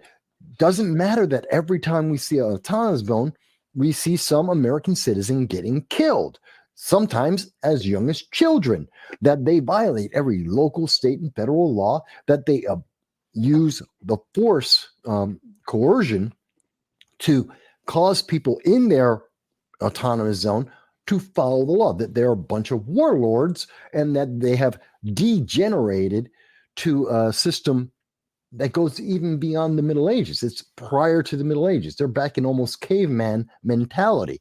They don't like to think of it that way, but that's what it is. And this is how they think of it. They compartmentalize it and say, oh, no. We're only doing this to beat the other bad people. We know it's bad, but it's only temporary. No, it's not. It never is. But that's how they compartmentalize it. They go, well, it's only temporary, and it's only because you're so bad. No, it's because you're following an evil philosophy, and you want to justify all the evil that you are doing. That's all it is. Yeah. But their leverage is they have control of the news media and social media. That includes entertainment. The movies that are getting made, TV shows that are getting made, the songs that are being sung, the news and how the news is being reported. They have the lion's share majority of that. And so for decades, they have been controlling how they change our perception of what they do. They're the good guys. They're the heroes. Look at mind you, it fails. Look at all their movies. Damsel, failed. Marvels, failed. Hell, the more we see their ideology as they think, this is their fantasy. Great example, Damsel. Damsel is a leftist wet dream, literally. This is their ideology put together with millions of dollars and all of the fantasy pageantry that they could put together. And this is them saying, isn't this beautiful? This is because all entertainment is your ideals, your beliefs, your thoughts created in real life. This is their fantasy. This is all their intellect, all their training, all their indoctrination has created this idea of their fantasy, the movie Damsel. And they present it to everyone going, isn't this wonderful? Can't you see now how great this could be? And everyone, and looking at that fantasy, like this is the best it could be. This is the perfection we can provide you. And everyone looked at it and goes, oh my God, that was horrendous and stupid. Don't ever do that again. and they don't get it. That's the easiest way to understand it. Look at what the left creates, the far left. Look at what they create. This is their fantasy of perfection. This is as good as it could possibly get. This is their power fantasy put to life to try and convince you to join them. And everyone rejects it on a regular basis. Should tell you a lot. But most people won't think of it that way. And I'm the oddball for actually pointing out that, yeah, that's what's going on. This is their power fantasy. This is why they justify things. Yeah. The might makes right mentality in practice. Pretty much. I mean, at the pure, most simple aspect of it is, yes. I mean, when AOC is saying RICO doesn't exist, it's not because she doesn't know RICO exists. It's because she doesn't want it to exist against her ideology. Yeah. This is where we're at, folks. That's funny. Especially since they threw in Hitchhiker's Guide to the Galaxy. That's funny. And we're not talking about the stupid movie they made about it. Oh, No. God, that was miserable. We're talking about the TV series from the 70s from England. We're talking about the books themselves. Brilliant. The books Brilliant were stuff. brilliant and awesome. Oh, yeah. I do like the fact that the president is not there to actually wield power, but just a popularity contest. That's a good one. Yep. Well, it's all Belgium. And if you read the book, you know what that joke is. Yep. That was funny. Yeah. I actually start doing that on the live streams from now on. Just Belgium. Belgium, and then our society is made up of hairdressers and office clerks, right? Well, yeah. And again, nailed it. But I mean, these are some of the insanities that we are seeing with all of these ideas that are being thrown out there, and every single one of them have multiple layers, multiple levels of enforcement. Are you with the far left, or are you opposed to it? And they have a way that they're going to treat each and every one of you. It's incredible. And I see the comments here by Jan, and no, I've never heard of that. I'll get to that in a second. But the result of all this insanity is this, and I'll show you guys right now, because this is why we should be terrified of it. 270,000 overdose deaths. 270,000 overdose deaths. Now, this is very important to understand, because I know what most people will think. They'll think of the last 2, maybe 3 years. And you would be correct to think that. But Bloomberg and the mainstream news media, they're counting from 2019. Now, they're doing this specifically because that allows them to say Trump. Yep. Trump is the fault. Trump is the problem, and Biden is just dealing with it. That's not correct. Out of 270,000 overdose deaths, 200,000 were within the last 2 years. Last 2 years, 2022 and 2021, 100,000 overdose deaths each. There's 270,000 since 2019. Do the math. 100,000 plus 100,000, both of those under Biden. And then we have 2023. We've got 2019 and 2020. Put them together. And only one of those years, well, 2 of those years, are with Trump. Yes. Right. One with the lockdowns where no one was let out. So really, 2019 versus 3 years of Biden. And the answer is, and we know in 2019, we weren't breaking new records on overdose deaths. That's just a fact. No, they want to enforce and they want to impress people with this is Trump's problem. That's a lie. But the bigger thing is this is a problem. It is directly a problem of Joe Biden and his policies, in particular the southern border, the open border crisis that he and his policies created. And that's when we saw this magnify and we started breaking all the records and had 6-digit overdose deaths in the United States. I think it's important people to understand that and how they're playing you because they want to maintain power. A crisis is in front of our face. It is killing Americans, and they're so busy trying to play politics that they can't even be honest about the threat that exists. I mean, does that make sense, guys?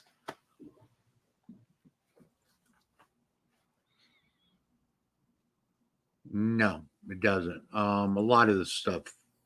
No, I mean my position, what I'm saying about it. Yeah. I mean, a lot of what's going on honestly does not make sense. Okay. Including what Tyson's doing right now. Oh, Yeah, that makes sense. I love this. And for you that don't know this, okay. I used to live in Iowa. In fact, I went my high school, most of my schooling was in the state of Iowa.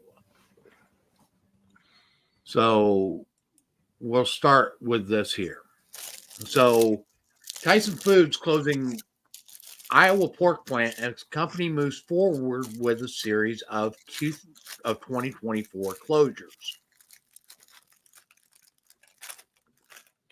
Yeah, this is insane. Now, they also plan on closing Arkansas. They closed 2 chicken plants, announced a number of job cuts, and said 4 other plants were expected to cease operations first half of fiscal 2024. Mm-hmm. Okay. At the same time, Tyson is working with Tent for refugees. And in 2022, Tyson's Foods committed to hiring 2,500 refugees over 3 years in the United States. That has since been expanded, and they have been doing recruitment here in New York for jobs in Tennessee, specifically for asylum seekers. A little bit more than that. I actually covered this on Sunday. This has been ongoing for a while now. So the way people found out about this, the initial report was that Tyson, which has 120,000 employees, currently 42,000 or 1/3 of all their employees are individuals that are migrants. Keyword, migrants. They don't separate legal or illegal. Although we do know that via Tent, they are providing legal services, lawyers, to work on the immigration status of at least some, they will not give an exact number, of their migrant workers. And they came to New York specifically to hire Venezuelans, Colombians, those from South America, were specifically targeted for a $16.50 an hour job in Tennessee that comes with not just the moving expense, not just the paycheck, but also my immigration lawyers to help them with their status in America, which is a problem. And this is while they're closing the plants in Iowa, while they're firing people. And they have said that they want to hire. Now, this is where it gets tricky because they initially reported 52,000. Their target was 52,000 illegal aliens. Again, the company only has 120,000 employees. They already have 40,000, call it 42,000 illegal immigrants working for them, and they want to hire another 52,000 migrants but they're not expanding their workforce, which means Americans have to get fired. The story was retracted because 52,000 is incorrect. They want thousands up to, and the more recent reporting is saying 40,000, possibly 42,000 additional migrants, not 52. But so they tried to bury the story saying it's not 52. We're not going to fire 52,000 Americans, but they might fire 40,000 Americans to hire 40,000 migrants who might actually be illegal aliens. They're perfectly happy to do that. See, and even as Tyson has said in their press releases trying to stop this because they're in the middle of a boycott, they keep not denying that they want to hire migrants, in particular illegal aliens. They're not denying that, and they are increasing the people they are hiring as they are actually firing Americans. The only question that truly exists, how many? And according to reporting coming from overseas in The Guardian, the BBC, not as much in the United States, but the international press have isolated that number to approximately 40,000. In the United States, they won't even talk about it. Go ahead. So this is actually from their own people. Mhm. Tyson officials say about 40% of their employees would be eligible to enroll in this program and pursue citizenship. Here is Tyson actually admitting, and this is January 27th, 2022, admitting that they have this program, and it's called the Immigrant Connection Program. They paused it briefly during the pandemic, and they've relaunched it. Mm-hmm. Yep, makes sense. Well, that kind of dovetails with what Frank was talking about, right? With their argument over the case law recently come out about the natural rights and foreign nationals on U.S. soil. Because if they were able to argue that, then programs like what Tyson is using would have more standing in the courts to argue for a expedited citizenship program for these foreign nationals to make them useful to the country. But I don't think that corporations really want them to become citizens.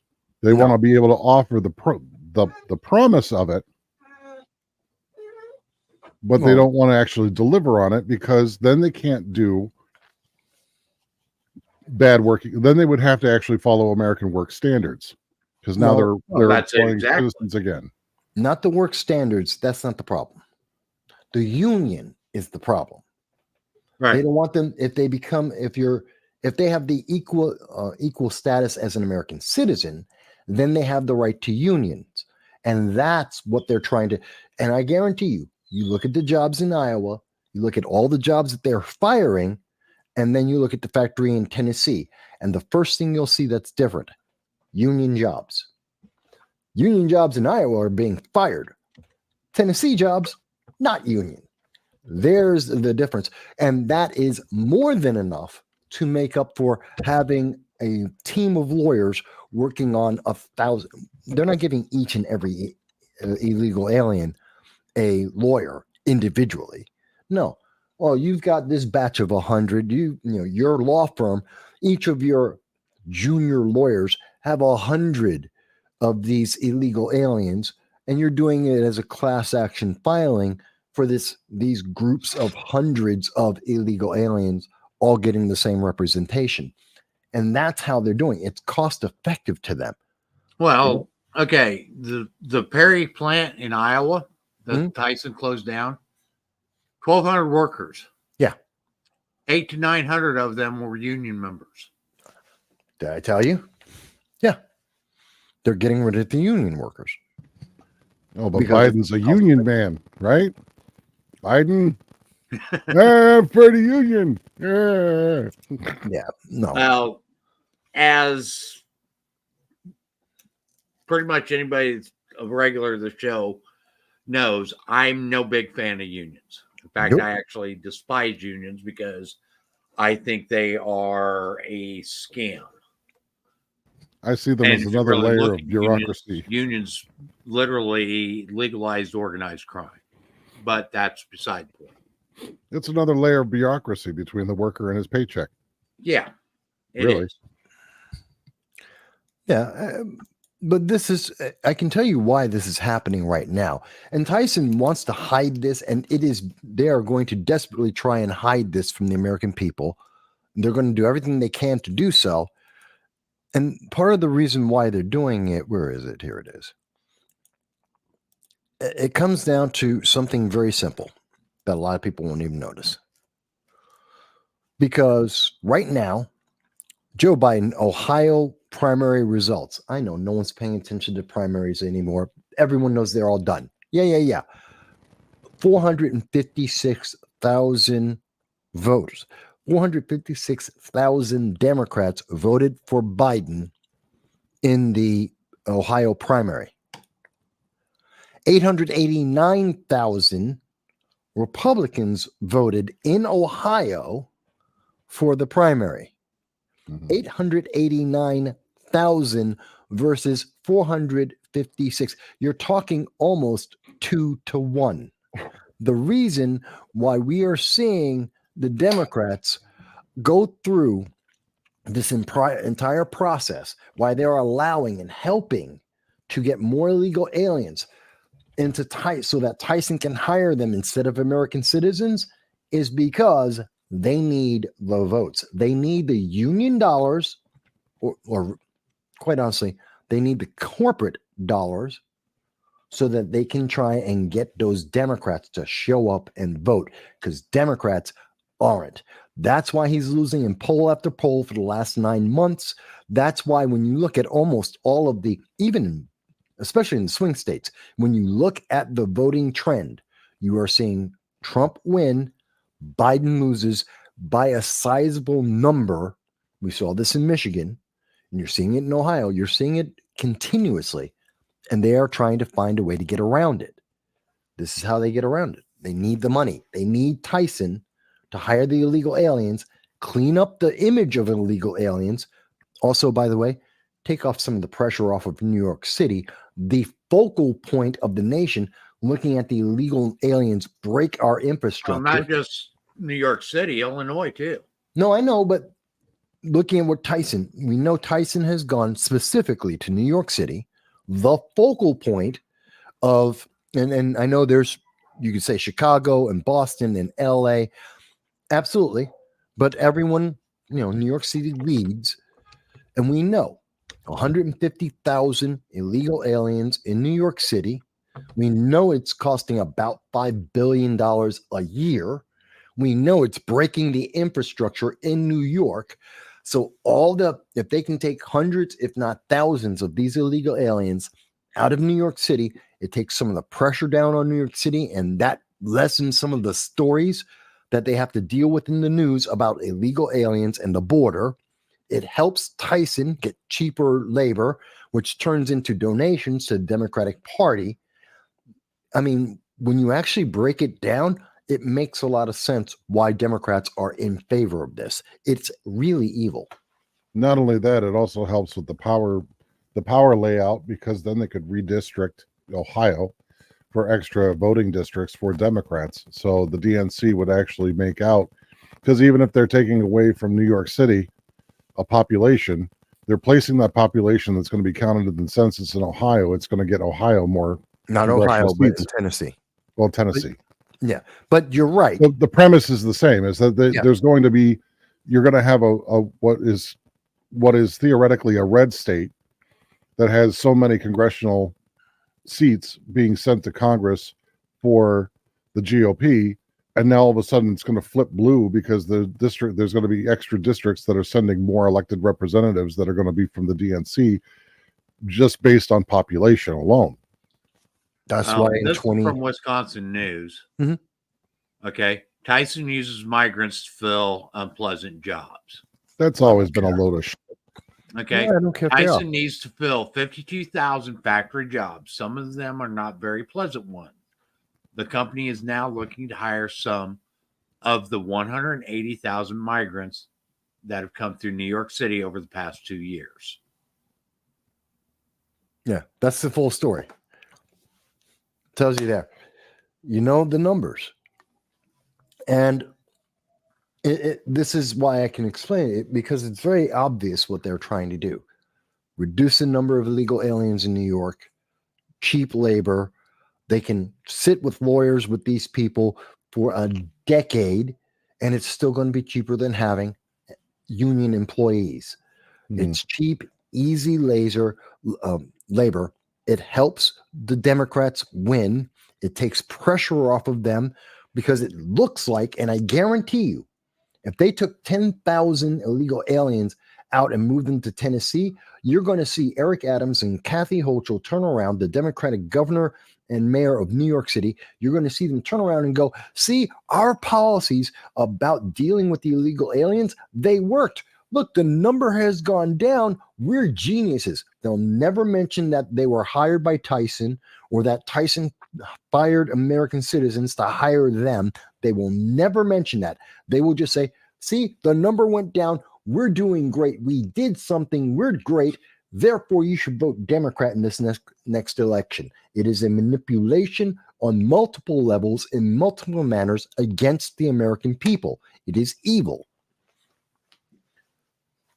Oh, and on that other note, they have, in order to try to shore up this election even more, when Trump was actually talking about hits to the union-based auto industry, Yeah. and said that it would be a bloodbath for them if Biden is reelected this year or this term for another term. They just pounced all over that, trying to claim that Trump was calling for violence if he didn't win the 2024 election. The irony being that the violence will definitely come from the left if they lose. That's the irony. The violence always comes from left. Here's the thing, okay? And a lot of the pundits on that side of the anti-Trump crowd have tried to claim, well, whenever do you use bloodbath in a normal conversation? Oh, God, we can go back years. Talk about sporting events where they say, did you see the game last night? Wasn't that a bloodbath? Sports, debates, responses to the media. Yeah, there's lots of times we say you can go back as soon as like 4 years ago, and you can see Democrats using the word bloodbath on a regular basis. I guarantee you don't even have to go back that far. That long ago. Okay. Back a month, and you'll see someone talking about, look at the State of the Union, look at the debates or any of the primaries. I guarantee you someone said, and looking at Joe Biden versus Marianne Williamson in the Democratic primaries, I guarantee you went to state after state looking at the local papers, you will see, I don't know, a dozen papers all talking about in their state, oh, this was a bloodbath. Biden beat her by 98%. Repeatedly. And they said that's just a bloodbath. Of course they did. It's like using the word decimated. Like when people finally, realize what the word decimate means, it's like one in 10 dies. In order to by the other portray nine. Trump as this violent revolutionary, or violent insurrectionist, they literally from day one have been taking things that he's said out of context. They did it with Charlottesville. They've done it with numerous other things.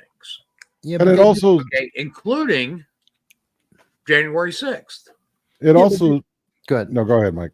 I was going to say, they did the same. This isn't new. They did it to Sarah Palin. Remember the crosshairs? Yeah. Every couple of every couple of elections, they come up with this same idea. Oh my God, the right is so violent. Listen to this. They're talking about fighting. They're talking about shooting people. Common sports analogies and descriptions and expressions. Metaphors. And they're like, oh my God, but this time it means literally violence. No, it doesn't. It's the same damn thing you said But 3 yeah, months ago. who's the one that was responsible for the 2020 riots? Antifa? Where we saw stuff like what I'm getting ready to put up. Antifa? And the focus, well, Good. he's typing. The focus of the word, right? And the spin they try to put on that distracts from the actual meat of the argument, which is our auto industry would suffer because the open border would not just let illegals cross, it would also bring in really cheaply made cars, which would undercut the entirety of the auto worker union that Biden was taking photo op pictures with, not even like 2 weeks before. And you would see our entire economy gutted. Mobility is one of the largest, besides some of the tech sectors in terms of manufacturing. Automobile manufacturing is one of the largest manufacturers still left in this country. Well, see, now you're talking about the context of what he said, which they focused on. At the time, they actually had 2 statements that Trump had made. I know because I covered this Sunday when they did it. Yeah. And the Sunday live stream, I literally covered in real time how they were going to use bloodbath as out of context, which was talking about economics, had nothing to do with people, had nothing to do with policy. It's about economics, and in particular, Bidenomics. And they took it out of context, removed all the other words in the paragraph of what he was talking about, and only used, he said, a bloodbath. Well, that's one word. What context did he say? What's this bloodbath about? Well, he was talking about, the economy and cars, but that's not important because he said bloodbath. He said the word. Oh my God, it means violence. It means the world's going to end World War III. No, you hyperactive nunts. It's stupid. Oh, look, mostly peaceful. Yeah. Oh, yeah. Look at that. BLM and Antifa and the far left. Socialism, which still happens right now in autonomous zones everywhere across America. But you can't call any autonomous zone. The defenders of the Atlanta forest, you can't call them bloodbath or bad people, even as they try and burn down Atlanta and the property of Atlanta. You can't do that. You can't say that about the autonomous zone in California. It's by that college. I forget. It's famous. Berkeley? Yes.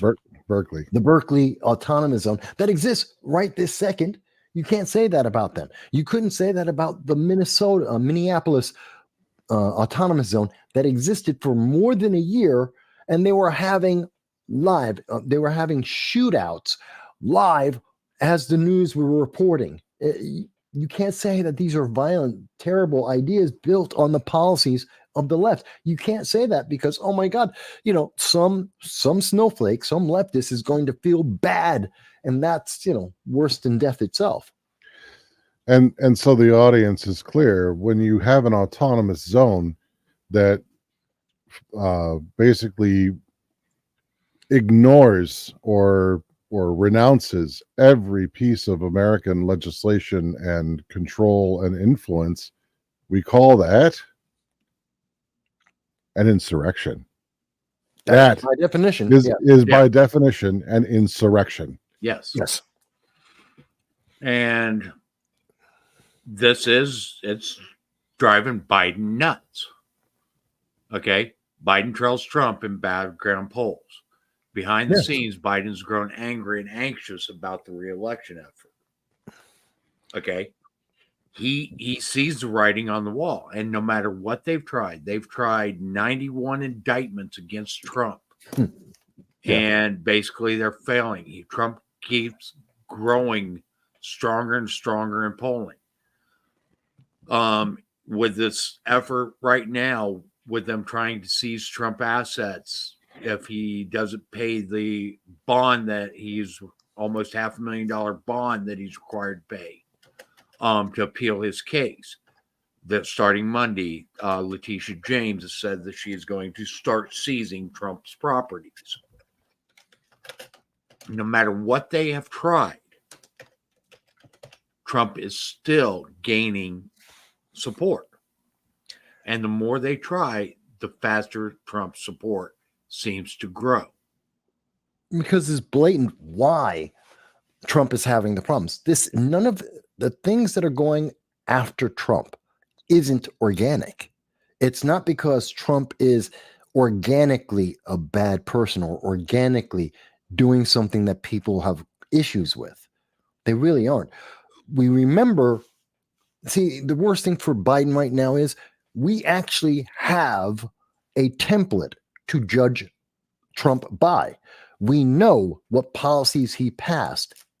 We know how he acts as president. We know how the economy was when he was president. We know how the international community reacted to him. We know how Iran and China and Russia reacted to him. And no matter how they want to spin these things today and to make us think World War III is around the corner, we're closer to World War III now with Biden than we were under Trump. And they told us every day that it was going to be World War III. And here's the funny thing. Yeah. Here's the interesting thing. Okay. Under Trump, North Korea quit firing its missiles. Yeah, they had rapprochement. They were like we're this actually close. looking to reconcile with South Korea. Mhm. They actually started the process. Yes, they did. Okay. Reunification China of Korea. wasn't threatening Taiwan. No. Russia was staying out of Ukraine. Yes. And the Middle East, Iran. even. Iran was suffering because of all the sanctions that were now put back on them. Right. Because he rejected the Iran nuclear deal. Okay. But Israel didn't have as many attacks against them. They had a couple, but not as many and not as severe. Yes.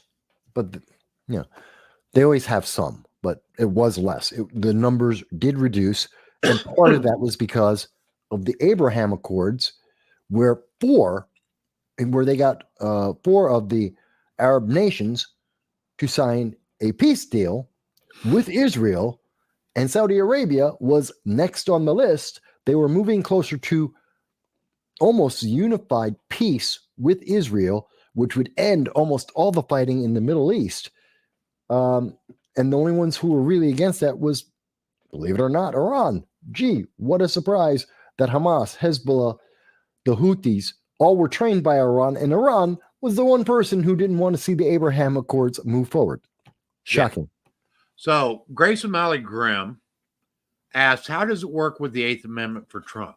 When can he go for it? Does he have to wait until they actually seize his property, or can he do it now? I believe that he actually has a case for an 8th Amendment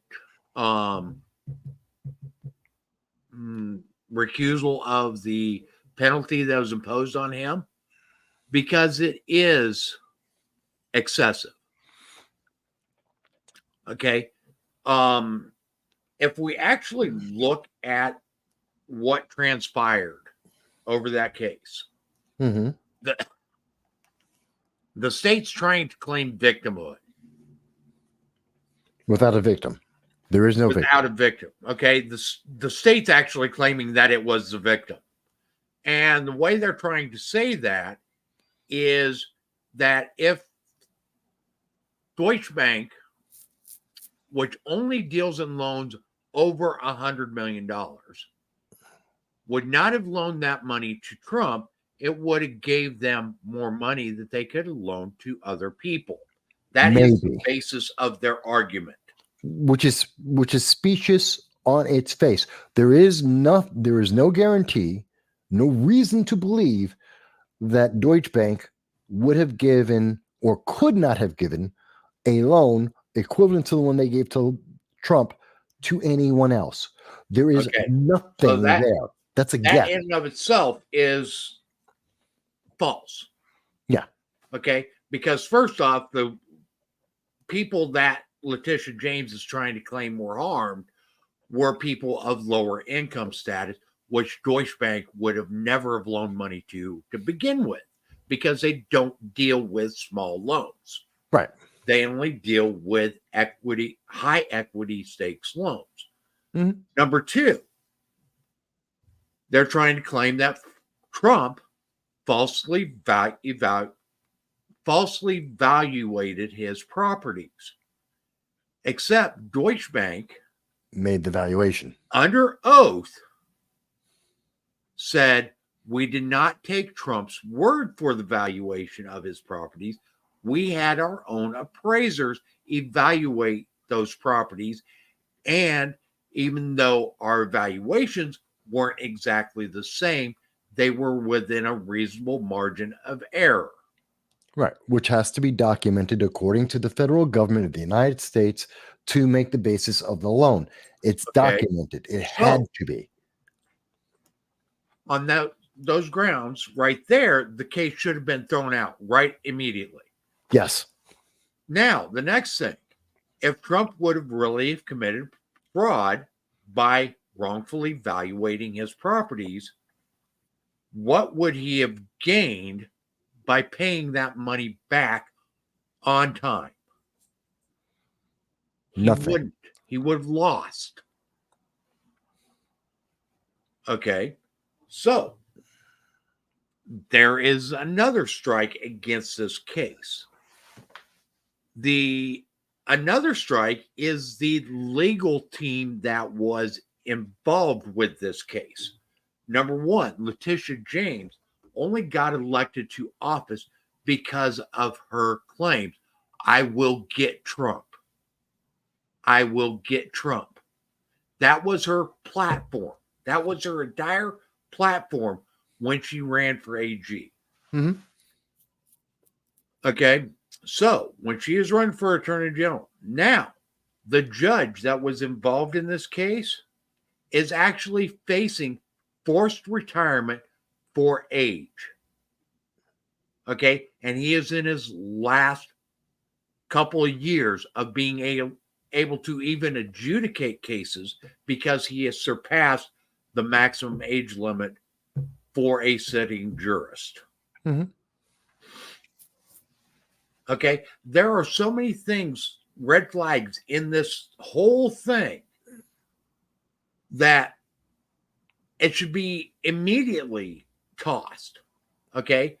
And if anything, as far as appeals go, there should be a stay placed on any asset seizure immediately. Should. And obviously, if we can see it, many lawyers can see it. And this is part of the reason why. Oh, and I've got one other thing. Yeah. Okay. By Constitution, any case, criminal or civil, with a valuation of more than $20 has the right to a jury trial. This trial did not happen with a jury. It was a judge only decision. Right. So, again, these are part of the reasons why we're seeing that Trump is doing so well and Biden so poorly, because it is obvious to the common person, to the average American, that they are railroading Trump purely for politics, purely for power. And that's why we're seeing this. It's very clear.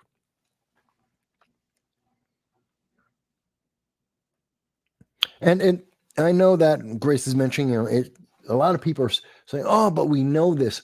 But it's still news. It's still happening.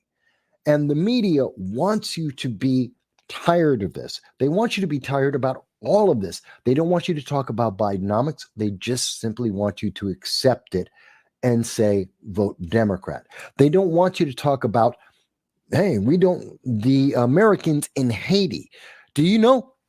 Get this. Do you know how many Americans are in Haiti right now? You guys tell us. The answer is nobody knows. But what we do know, the thing that we are being told, and this is the funny thing. This is so funny. It's not funny. It's really sad because I've been arguing about this for a long time. Since the day that we started having this news, we've known that. Here we go. This is from. Oops, come on, there it is. This is from the Voice of America. We know they got 160 Americans out and another 30. So in total, 190 Americans have been taken and freed from Haiti, a nation that is going to hell in a handbasket because it's a hell hole. Okay, fine. But here's the problem. And Biden, finally, think about this. How many days has it been since we first found out that the warlords started to take over Haiti? How long has it been since they started shooting at each other? It's been about 3 months. Yeah, months. And we just now, the Biden administration, because of the backlash, because there were hundreds, if not thousands of people like me, like you guys, that were all saying, hey, where are the Americans? We know. According to the New York Times, in January of 2020, 2014. In 2014, there were 45,000 Americans living in Haiti. Now, it is possible that they all left and nobody went back except 200 people. It is possible. I doubt it. But we do know that there's 190 Americans out of thousands. And I know that the number is actually thousands because, and I will show you guys, Haiti was a popular tourist destination. Haiti is a massively popular tourist location. Massively popular. And we know that there are 1,600 people who are asking for help to get out of Haiti. Notice the number just jumped by 10 times. 10 times as many. The Biden administration, and it's probably higher than that. And it is massively higher than that because they have thousands. This is just the numbers that we know of right this second. But the funny thing is, the Biden State Department won't tell anyone what the number is. They have the number. They know what the number is. They will not give it to anyone. Because you got to apply for visas. Huh? They got to apply for visas. What are you talking about? Who's got to put American citizens? No. They have to apply to visas, go to Haiti, and all that stuff's transmitted to the State Department. No, you don't need a visa to go to Haiti. But they do count the planes, all of the planes going in and out, and they keep a count of all the people who do show up at the embassy. And we have a pretty good number, which is why we knew it was 45,000 in 2014. And that's why we have a general understanding that the number today is somewhere between 25 and 30,000. That's the best number, the best estimate I have seen. It is not the most reliable source, so I'm not quoting it. But we know that there are thousands, at least thousands, that are in Haiti. And the Biden administration finally got 160 people out after how long of people being shot left and right? And it's only because Haiti is more popular than Afghanistan, Ukraine, Sudan, or Gaza. That's the only reason why he's actually doing it, because people have actually heard of Haiti. People have actually been to Haiti. And that's the only reason why this is different. He doesn't care about American citizens. We could get all of the Americans out. It is as simple as this. All Joe Biden needs to do is go on national TV tonight, tomorrow, I don't care when, and say to the people of Haiti, to all the gangs, the leaders of the gangs of Haiti, we're sending in a C-130 tomorrow. It will land in 1 hour. We're going to pick up all the Americans. They're going to get on that C-130. They're going to fly back home. If any American military, if any American citizen is harmed in the process of getting on that C-130 and flying back home, the entire United States military is going to invade Haiti, and we're going to kill every single gang. Every gang. I don't care whose gang. I don't know who's the right, the good one, the bad one. Don't care. We're going to get rid of all the gangs. We're going to take over the entire damn island. Period. Done. So either the Americans leave peacefully, or we're coming in, we're taking all of you out. Thank you very much. The plane lands in an hour. I guarantee you, every one of those warlords will call a ceasefire. They will clear an entire path throughout each and every city and tell every American and escort them directly to the C-130s to let them get off the island without any harm, because they know that if we had a serious, strong leader, that we would barn stomp them. We're not talking about like Grenada. We're talking like how we used to barn stomp on nations and just go ballistic. We're talking about when Gaddafi was still around, we decided to drop bombs on his front door. We're talking about seriously going ballistic on these people, and we would get every single one of those Americans out of Haiti. We could. But we have a weak president who can barely remember where he is, and that's why it's taken us more than a week to get 160 Americans out of Haiti. And what is it, a 2-hour flight? 2.5? You're kidding me. This is stupid. This is embarrassing. Yeah, it is. Okay. And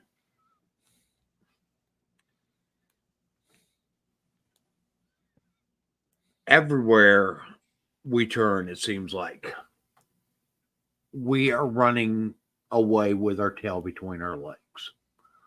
Literally. And we are abandoning people because we are running scared. Okay. You put a battalion of Marines on Haiti, and this shit would stop. Quick. Okay. I mean, Haiti's not that damn big. You put a battalion of Marines there protecting Americans, and this shit would stop. But they won't, because of the optics. That's the biggest problem, is that our government is an optics whore. Just enough optics to that the 160 sounds good when no one will tell you what the actual number of Americans are, but not bad enough that he actually needs to put in troops. Okay. And honestly, we haven't ever seen this much abandonment of our citizens in hostile nations. Ever. Yeah, I don't even think. And even when Carter had his failed rescue attempt of the Libyan hostages, was Libya, right? No, it was Iran. No, Iran. Okay, yeah. Libya was they were bombing the Marine base. So even with that failed attempt, Carter at least tried something. And he was weak as hell, and he was laughed at because he was afraid of rabbits. I know most people weren't alive then. I was. I remember the newspapers, and they had. I remember it. Carter is afraid of rabbits, laughing at him. But go ahead, Dal. You were going to say something. I was going to say if they weren't so worried about optics, and they were just worried about doing what was right, then Yeah, you would land a battalion of Marines on Haiti and you would get everybody out. Same thing as what you would do in Gaza. You would land American troops. You would get in there real quick. You wouldn't stay. You wouldn't try to regime change. You would just get in, get the Americans out, and go home. Yeah, literally like what we did in Grenada. We landed literally a battalion of Marines, got the American citizens out, and we left. It's so simple. It can be done. You need a president with balls and with a purpose and with a plan. We don't have any of that. And everyone in the world knows it. Everyone in the world knows it. None of these things would ever happen under a strong president. You don't like Trump. Okay, orange man bad, whatever you want to call it. I get it. This wouldn't happen under him. Yeah, It wouldn't happen under Bush, either Bush or Bush Jr. It wouldn't happen under a strong U.S. president. It only happens under weak people like Obama, like Biden. And you can't argue that it's a sign of the times, because the only thing that was different between then and now is the leadership, the strength of the leadership at that moment. Well, Yeah, like that's the only variable that's different. mm-hmm. So if that's the case, similar things happening like this under Obama, but we didn't really see this happening with Clinton. No, not quite like this. No, Clinton was stronger than Obama, absolutely, and he's definitely damn sure stronger than Biden. Yeah. Okay. Well, Obama's stronger than Biden. Well, yes. I mean, even if that strength came from like illicit drone use, because Obama liked his drones. He loved them, especially against American citizens. But the essence of the argument is still the same.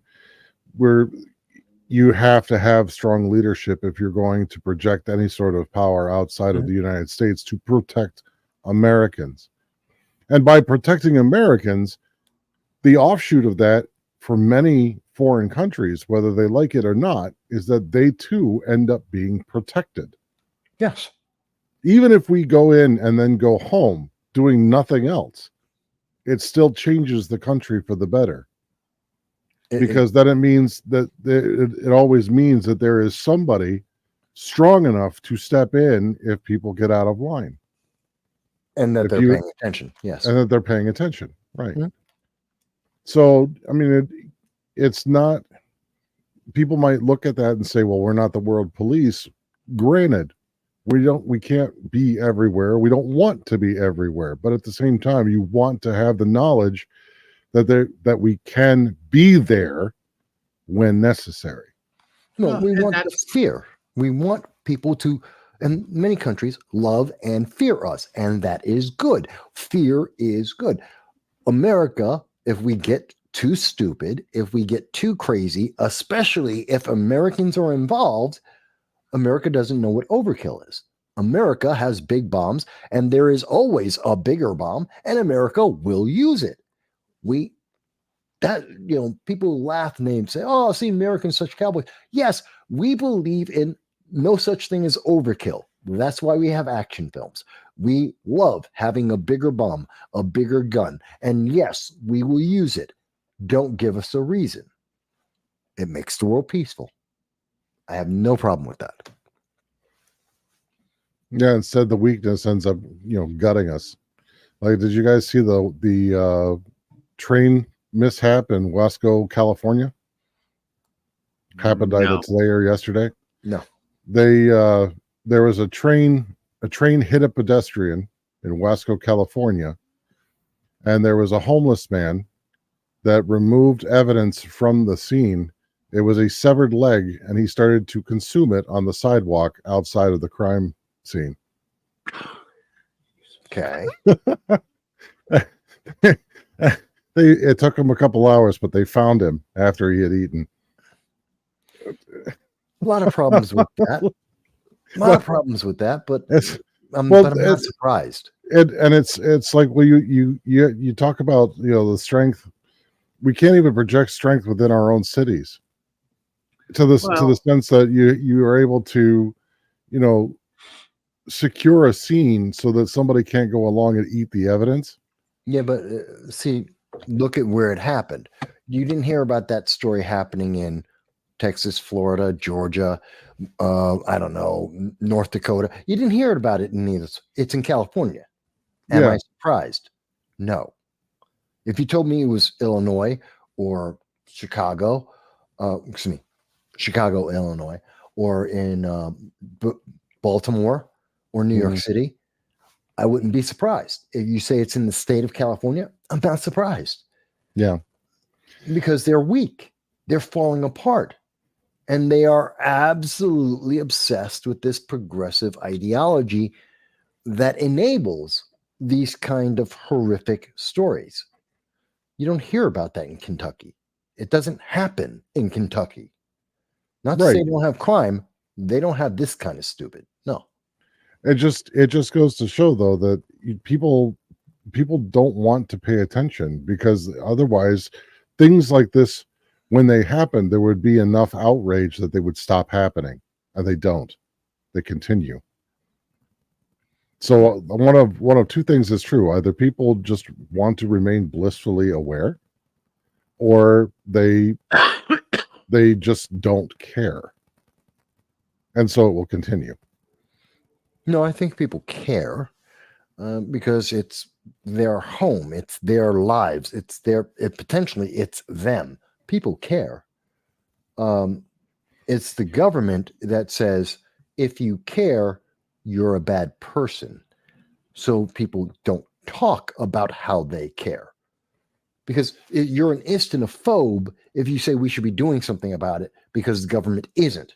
Well, something wrong with you. You're not caring enough. You're not compassionate enough. You're not enough of a snowflake that's been indoctrinated. So you're a target. You have to be ostracized and outcast. And no one wants that. So instead, they shut up. Well, I want to. Okay, we started talking about homeless because of that. One thing that's really interesting is the fire underneath the bridge by Shenango. No, you didn't see that? No. Yeah, there's a homeless encampment that caught fire underneath underneath one of the bridges going over the Shenango River here in New York, and it was started by a person they said had a mental breakdown, but it basically destroyed an entire homeless camp and caused damage to the tune of $9,500 to the bridge. Okay, so Axos, who's definitely not a Trump supporter. They're far left, yeah. They're a far left organization. Axios. Okay. Estimated number of people experiencing homelessness in the U.S. So, up until about 2015, 2016, homelessness was pretty much dropping. 2016, 2018, there's a slight rise. And then this is the pandemic where we see this spike. And then it leveled off until 2022 and to 2023. And we see a spike, a huge spike. Are they counting illegals in that spike? No. I don't know. No, I would imagine they don't, because that would reflect poorly on their projection, their stories about illegal aliens. They don't count them as being homeless. They only count American citizens as homeless. So, here's what we know on this. Since Biden's been in office, everything has risen in cost. Literally everything. Nothing has dropped in price. In fact, prices are still going up, even though they are claiming inflation is cooling.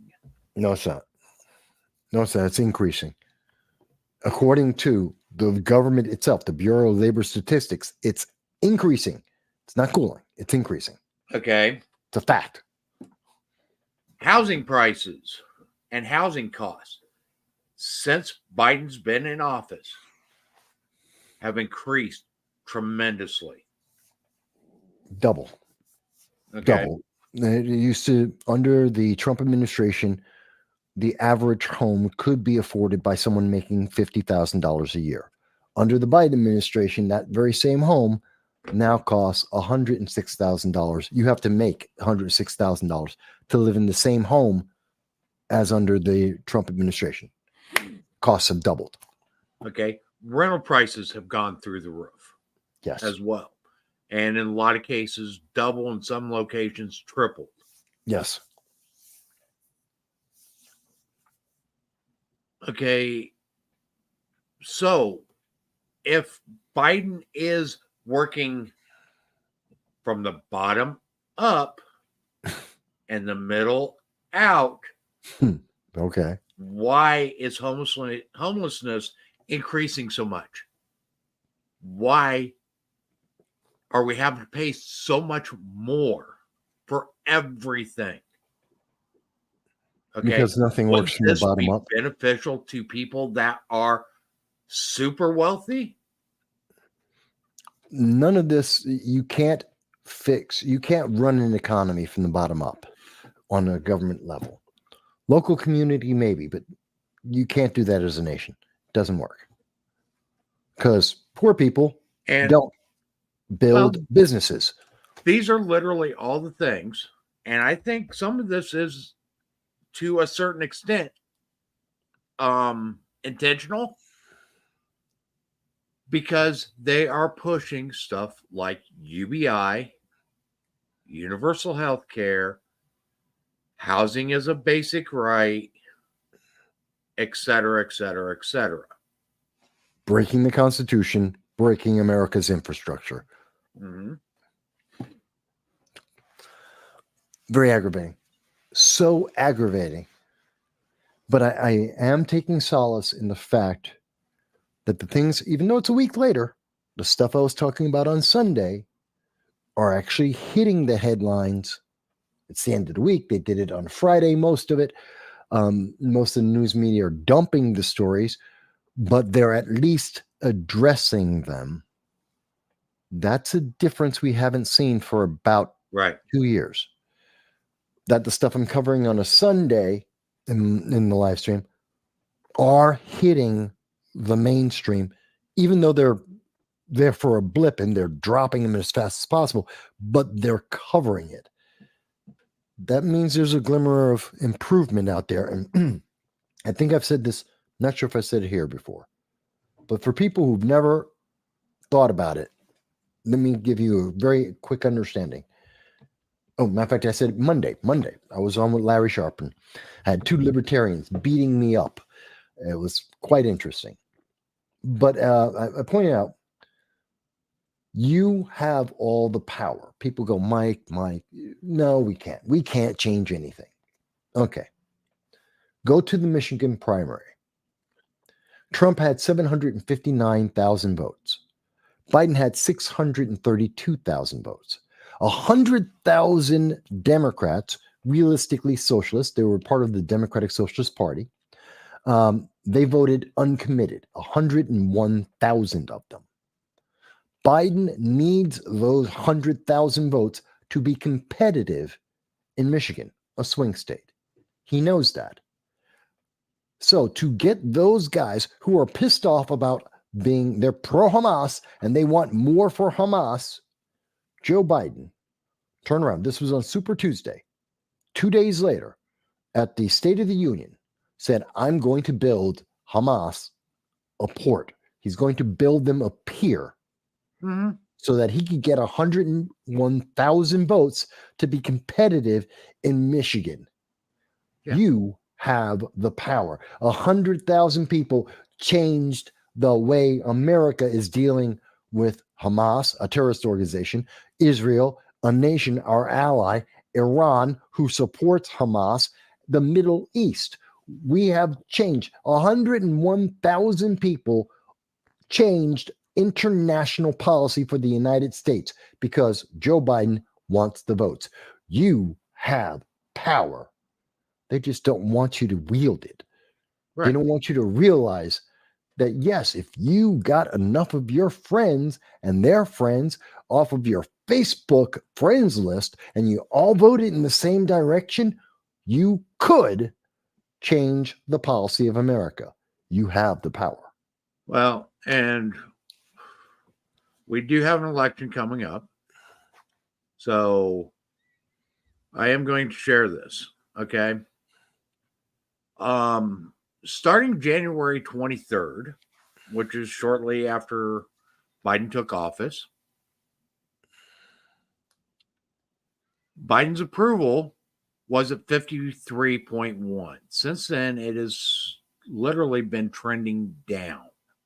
You know when it stopped trending? When it crossed over? Do you know when it crossed over? Stop before you even get there. I can tell you exactly what it is. It's going to be August 15th of 2021, exactly when we found out that that the Taliban were taking over Afghanistan and Americans were panicking on trying to get out of that country, and Joe Biden didn't know what to do.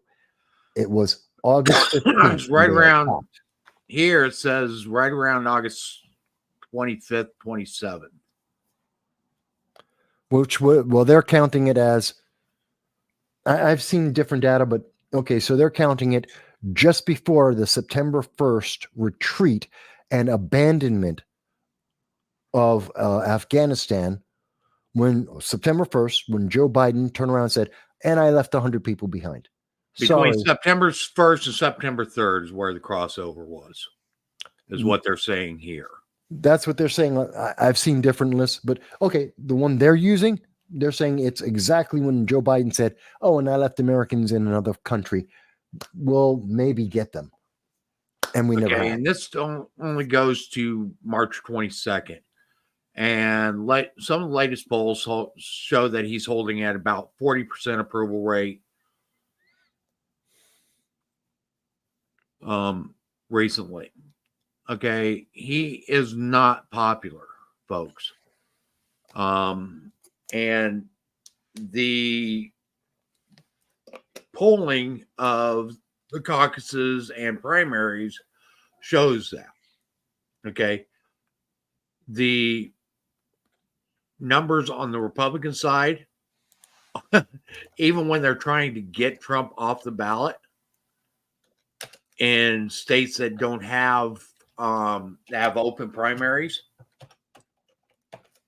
they aren't doing it. The numbers on the Republican side are far exceeding the numbers that are showing up on the Democrat for the Democrat primaries. Now, part of that could be that it's because it's an incumbent, but I think a big part of it is people that are showing that they are disapproving of what's going on in this country. Yeah. So we could continue this on even more, folks. We are at 2 hours and 47 minutes. It goes by fast, I doesn't a it? little bit late. But honestly, they are giving us so much to talk about. It is hard to do in just a couple of hours. And we really haven't dug into any particular topic very deeply. So, folks, do your own research. We can't cover it all for you. Learn what's going on. Because the more you rely on the media and the media spin, the more you are going to be lost when all this really starts hitting the fan. And we are headed towards that. We are just a few months into 2024, an election year, and this year is going to be unreal with what's going to end up happening. Monday, pay attention, folks. That's going to be a really telling day when Trump exceeds the deadline for paying his bond. And doesn't the Senate also vote? What happens over the weekend, whether or not the Supreme Court steps in or another court steps in and says, hey, no. That will be telling.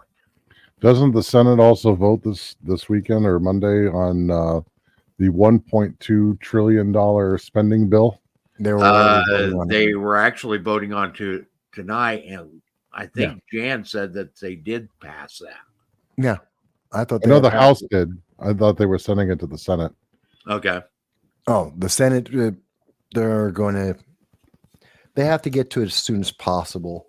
They can vote on it over the weekend. They can. It depends on the optics they want. Yeah. It won't make it through. But, and that is typical election year politics anyway. On that. Okay. The Republicans are saying, well, Democrats are spending too much, and Democrats are saying, well, the Republicans are standing in the way of us passing a budget, and they're going to shut down the government.